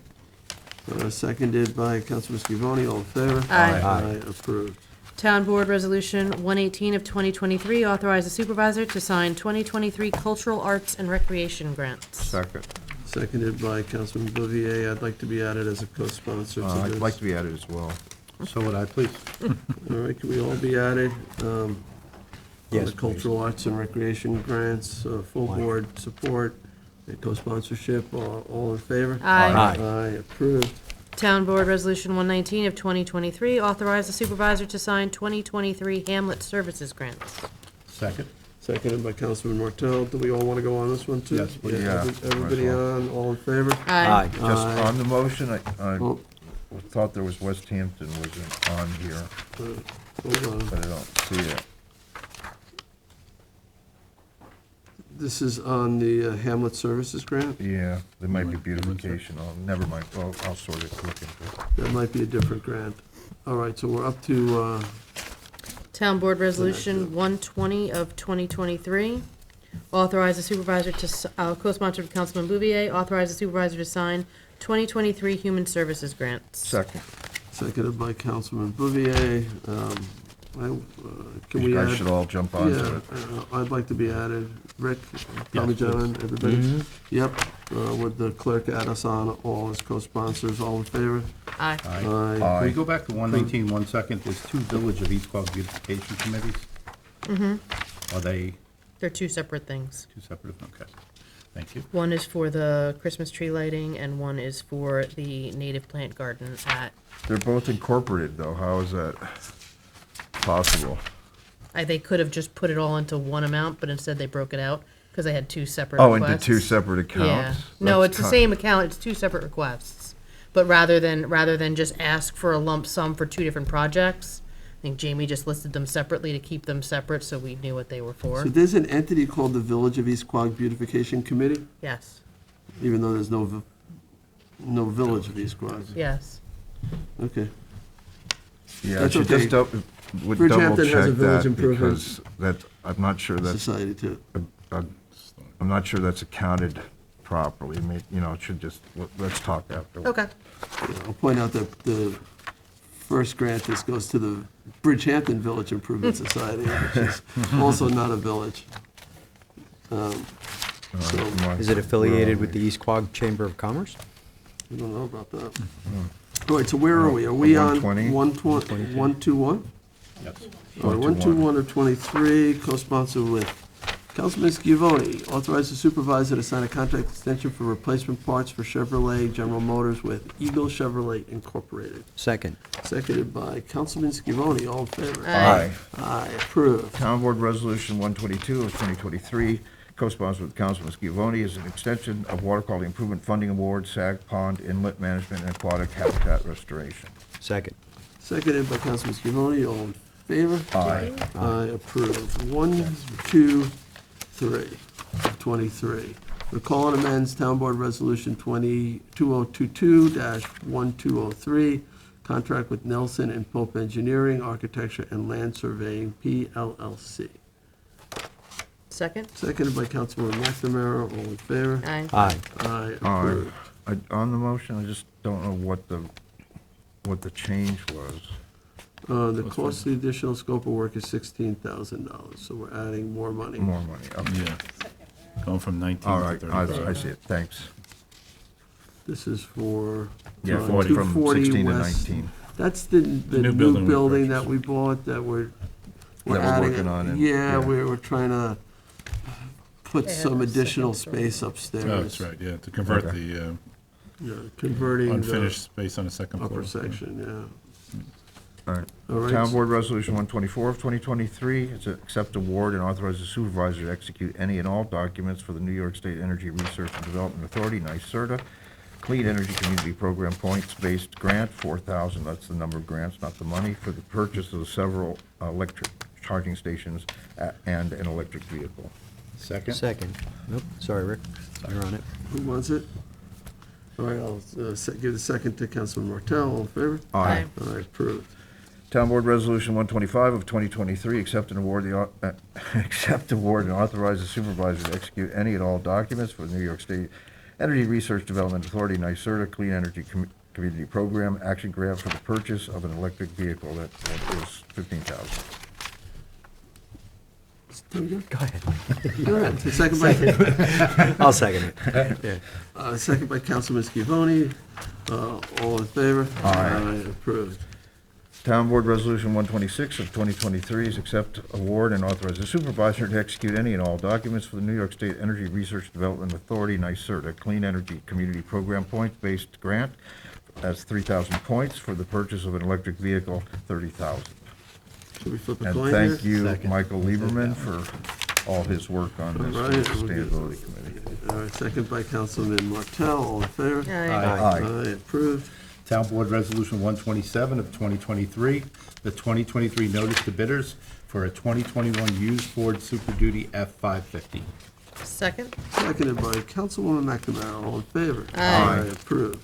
Town Board Resolution 128 of 2023 is a notice to bidders, no, we're doing cars today, to bidders of 2023, notice to bidders of a 2022 F-350 with service body.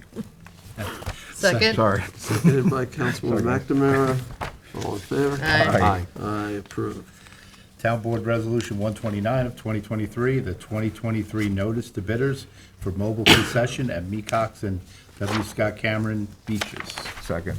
Seconded by Councilman Bouvier. All in favor? Aye. Aye, approved. Town Board Resolution 130 of 2023, the 2023 notice to bidders for mobile concession at Hot Dog Beach. Second? Seconded by Councilwoman McNamara. All in favor? Aye. Aye, approved. Town Board Resolution 131, the 2023 notice to bidders for mobile concessions at Flying Point Beach, Pikes Beach, Foster Memorial Beach, and Sag Main Beach. Second. Seconded by Councilman Scavone. All in favor? Aye. Aye, approved. Town Board Resolution 132, co-sponsored with Councilwoman McNamara and Supervisor Schneiderman, the 2023 notice to bidders for activity vehicles. Second? You don't have to say that very On the often. motion, what is an activity vehicle? You'll find out. They put out the bid back. No, it doesn't say. I'm just curious. Oh, well, move on. Never mind. No, I think it's important. Let's pass over it. Activity vehicles, this is, Rick, your resolution. Doesn't tell me what it is. A bid package available.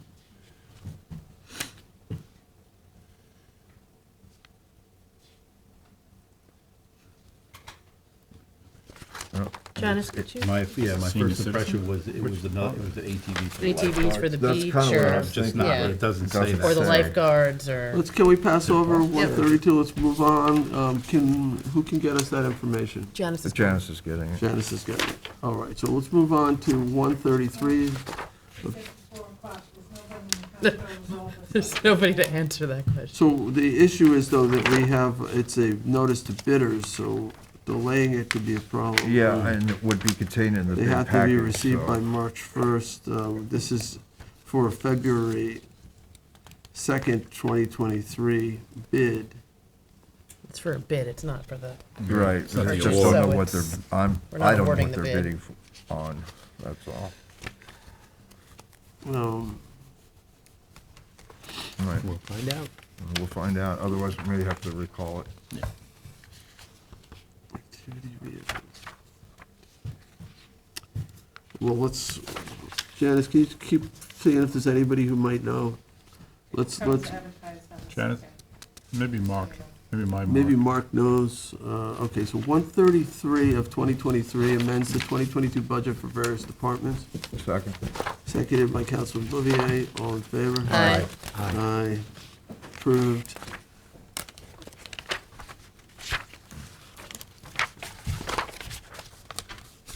Um, 134 of 23, co-sponsored with Councilman Bouvier, authorized funding for rebates for IA septic systems from 2023 Community Preservation Fund water quality monies and amends the 23 to 27 capital budget. Second.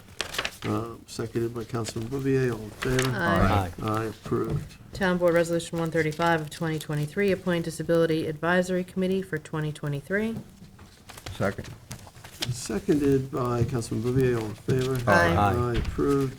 Town Board Resolution 136 of 2023, appoint Trades Advisory Committee for 2023.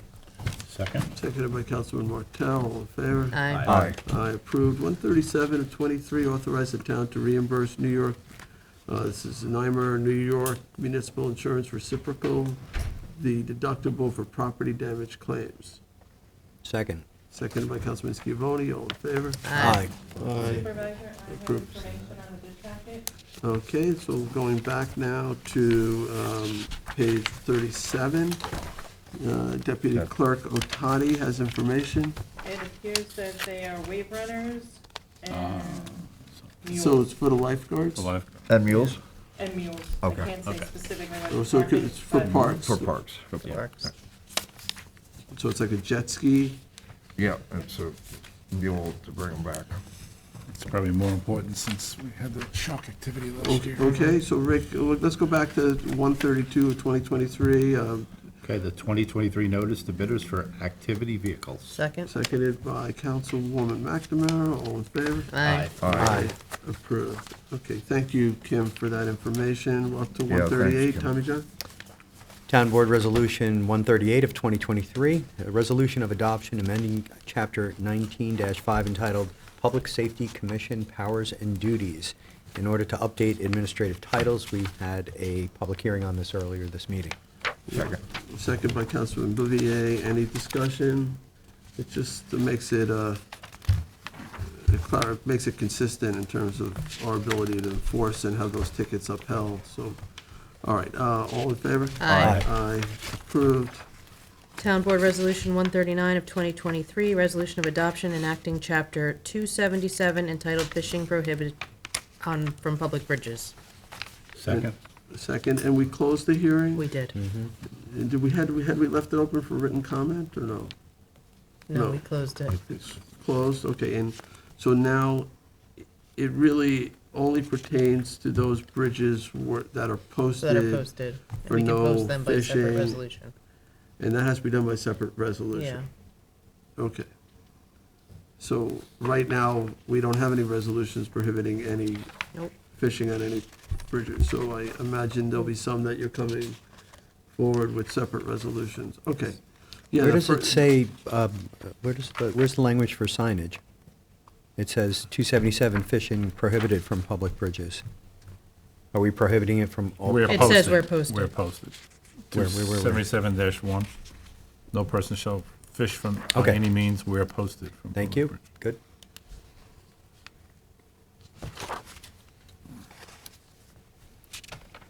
Okay, any other questions? All right, so there's a motion second, all in favor? Aye. Aye, approved.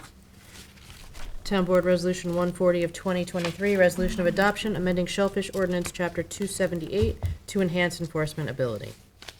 And this was the second public hearing we had on this. And we close the hearing now? Yes, we closed the public hearing. Second. Seconded by Councilman Martell. Any discussion? No. All right. This is important. I mean, we may consider raising the fines because even more, because some of our fines are just the cost of doing business. Yeah. You know? Right.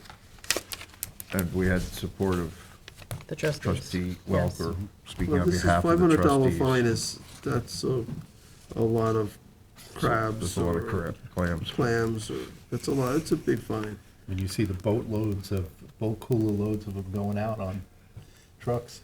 Well, I Adds see, up where, quick. where I am, I see everyone going over to Brookhaven, that's what I see. Yeah, and it's just bad over there. Really? All right, so we had a motion and a second. I'll call the vote. All in favor? Aye. Aye. Aye. Approved. What page are we on? 60. 60. 64? No? Adjourned. 60, so Tommy John? 60? Got ahead of myself. Yeah, this one we had the public hearing on. We were going to Adjourn. What were we gonna Adjourn? do? We were gonna hold it over, Till the 14th. so we adjourned it, so. Need a motion to adjourn. So you need a motion to table.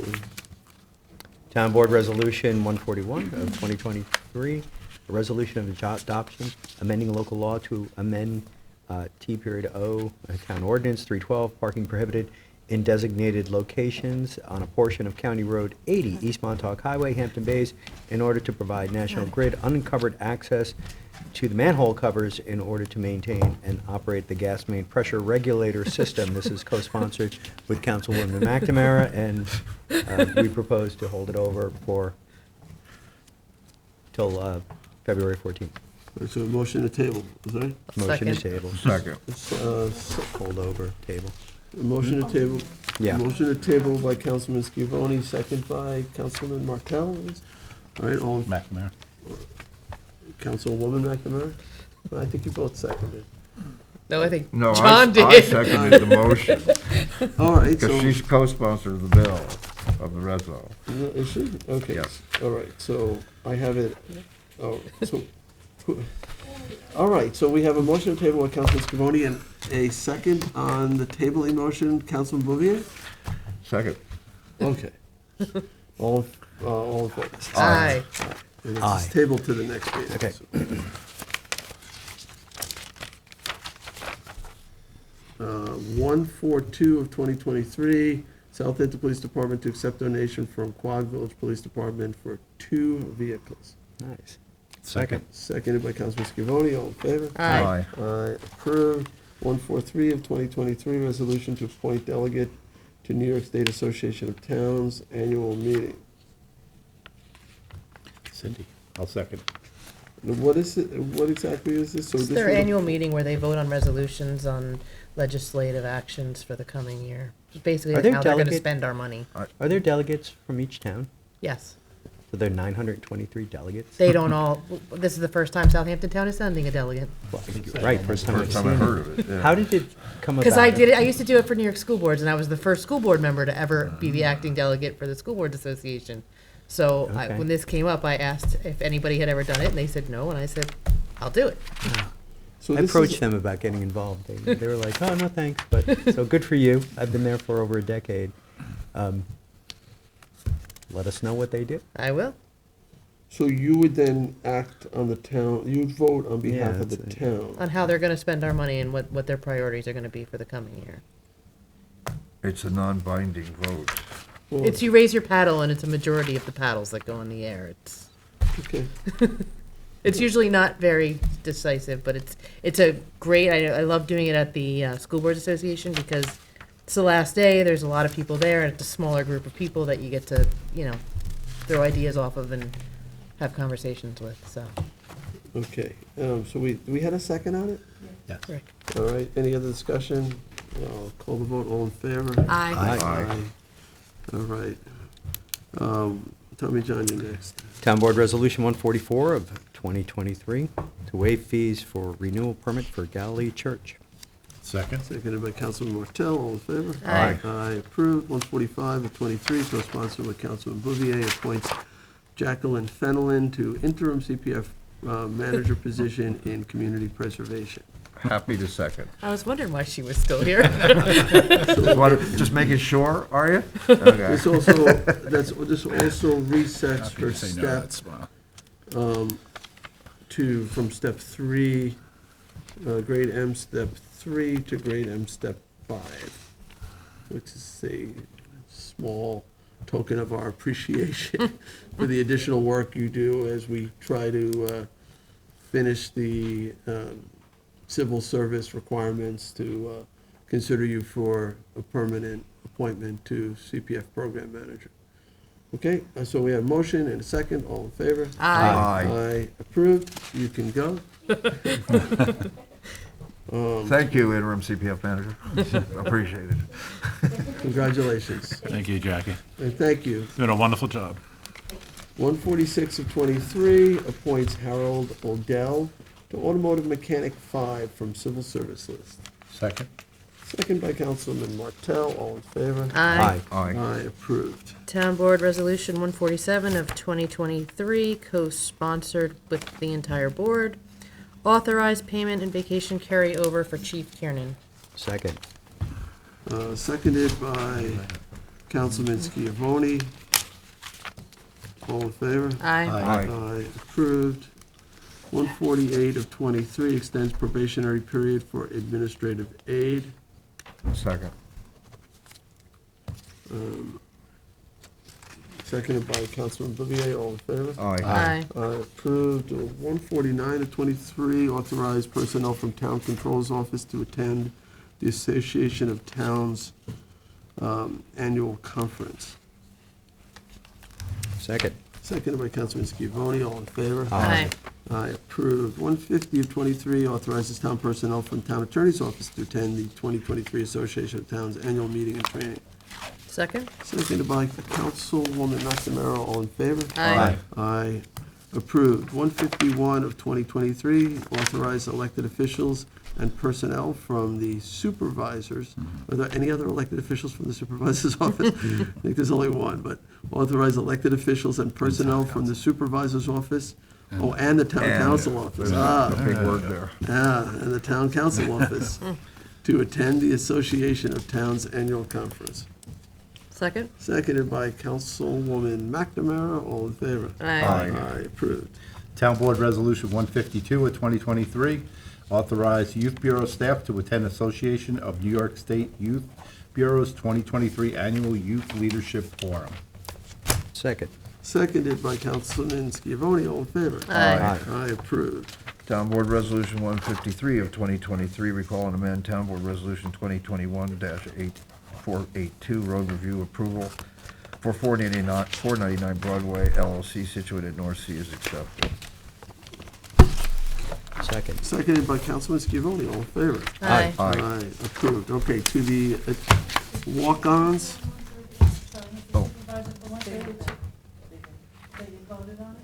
Oh, okay. Yeah, we went back and voted on it once we had the information. Sorry, thank you. That, there was a jet ski Runner. trailer, 4x4 utility mule to tow it to the beach. So it's life-saving equipment for Parks Department, life-saving unit. All right, so we're on the first walk-on. Tommy John, it's yours. Resolution 41185, a notice of public hearing to consider amending Town Code, Chapter 298, taxation, to amend Article 8, exemption for first-time homebuyers, to continue the exemption for newly constructed homes. Second. Seconded by Councilman Bouvier. All in favor? Aye. Aye, approved. Document ID number 41220, notice of public hearing to consider amending Town Code, Chapter 298, taxation, to amend Article 5, exemption for senior citizens, to increase the income eligibility for property tax relief. Second. Seconded by Councilman Bouvier. All in favor? Aye. Aye, I'd like to be a approved. co-sponsor on that too, please. I would as well. Seem to remember the entire board being interested in. Yeah, why don't we, I'll put I'll everybody go, on. I'll go on to. That's good. Right, and, It's a notice of public hearing. yes. Right. Document So ID Kim number put everybody on. 41223, soon to be co-sponsored by the entire board. Notice of public hearing to consider the amending the Town Code, Chapter 298, taxation, to amend Article 9, partial exemption for disabled persons with limited income, to increase the income eligibility for property tax relief. Second. Seconded by Councilman Bouvier. Everybody wants to go on, right? Yes, please. Put us all on, Kim. All in favor? Aye, approved. All right, 42138 accepts resignation of Patricia Boudreau, Secretary of Land Management. Second. Seconded by Councilman Bouvier. All in favor? Aye. Aye, approved. 42160 appoints 2023 Citizen Advisory Committee members. Hold on. Hold your breath. Let's go see who it is. Where are we? I have to say page 1, but it's, It's long. it's not page 1. Yeah, hold Oh, there on. it is. All right, so it's got East Quogue, Hampton Bays, North Sea,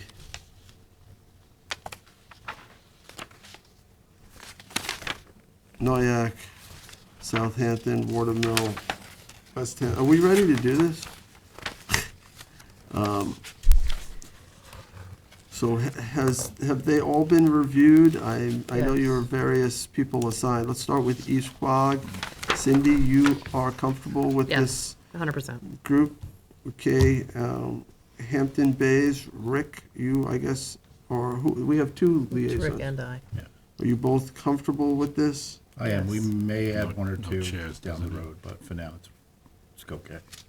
Okay, and we're not, I see we're naming a chair and a vice chair with East Quogue. We're not naming anybody as chair of Hampton Bays? They would Nobody's- like to elect their chair, and then we need They to would approve like it. to Yeah, recommend? Okay. Yes. North Sea, CAC. It's me. Does the chair have more responsibilities than a co-chair? No, it's just that the co-chair can run the meeting if the chair is absent. No, I Depends on get what it. side you sit. I- So the North Sea, CAC, who's liaison there? I am. Okay, and, or is there any new people being added here? No, It's the same committee? yes, They all live in that area? yes. Are you related to any of them? One of them, the chair, Okay, is that your sister? through marriage. Oh, it's my husband's aunt. Okay, moving on to Noyak, who's the liaison there? Me, Have you reviewed this list? I have, You're okay with it? I am. Okay, Southampton, Tucko, Shinnecock Hills, who's the liaison? That's me. That's you? You're like CAC queen? Aren't you lucky? You've reviewed the list? Yes, You're comfortable? yes. Okay, Watermill, Yes, that's you? pretty much reinstating everybody we've had in the past. Okay, All no, good. all right, it's a well-functioning CAC, okay. We enjoy it. West Hampton, Spion, Grantsburg, Eastport, Quayog, that's CAC West. John, that's you? Yep, You've reviewed the list? I have. It's worth mentioning that's the only CAC that has over a dozen members, but it's 5 hamlets.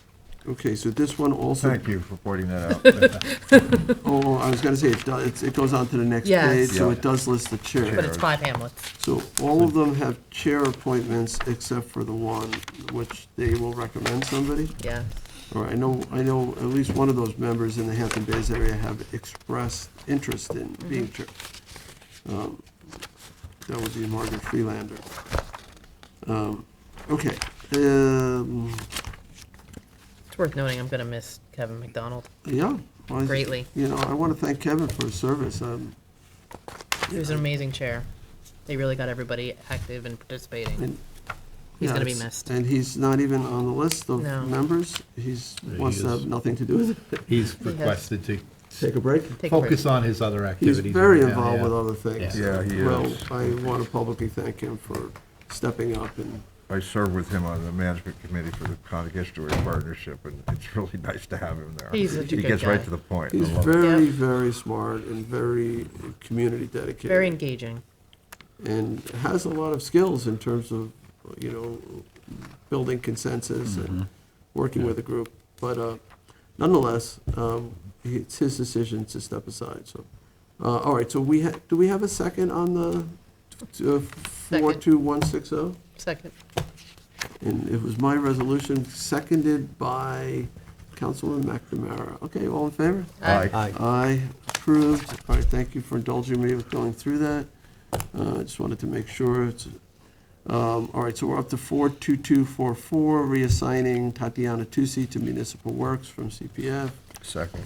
seconded by Councilman Actually, Bouvier. on that motion. On the motion, It's Councilman based Bouvier. on the recommendation of the town engineer, associate administrator in the CPF office, and hereby is reassigned to municipal works. No, my question got answered. Never mind. Thank you. Okay, it's, okay, so. Yep, we're good. Did we vote on it? Did No. did I call the vote? No? Okay, all in favor? Aye. Aye. Aye, approved. 42250, authorize the supervisor to execute a lease agreement with Quadient for IX7 mail machine system. Second. Yeah, I don't know if the IX is Roman numeral 9, but whatever. Or is it It's 1X? weird to mix mix Oh, no, it would be an I. the two together like that. So I'm going to assume it's IX-7. All right, seconded by Councilman Scavone. All in favor? Aye. Aye, approved. Town Board Resolution ID 42264, 2023 notice to bidders for the 2016 used F-350 service truck. Second? Seconded by Councilwoman McNamara. All in favor? Aye. Aye, approved. 42275 appoints Tony Aquino to guard position in public safety. Second? Seconded by Councilwoman McNamara. All in favor? Aye. Aye, approved. 42279, resolution to release demolition bond for property located at 56 East Tiana Road in Hampton Bays. Second. Seconded by Councilman Bouvier. All in favor? Aye. Aye, approved. 42291 appoints Melissa Chirillo to senior office assistant position in municipal works. Second. Seconded by Councilman Bouvier. All in favor? Aye. Aye, approved, and congratulations to Melissa. 42293 is warrant number 2, capital number 2, CPF number 2, and payroll liability. Second. Seconded by Councilman Bouvier. All in favor? Aye. Aye, approved. This has been so fast, I'm going to read this really slow. No, don't do that. I was The quick. Town Board Resolution ID 42311, authorize supervisor to sign application and contract with Suffolk County for the 2023 Town of Southampton Youth Bureau Program. Second? Seconded by Councilwoman McNamara. You want me to slow things down? Rick? No. All in favor? Aye. All right. So that is the last resolution. Is there any other business? No. Hearing none, I will make a motion to adjourn. Second. Seconded by Councilman Bouvier. All in favor? Aye.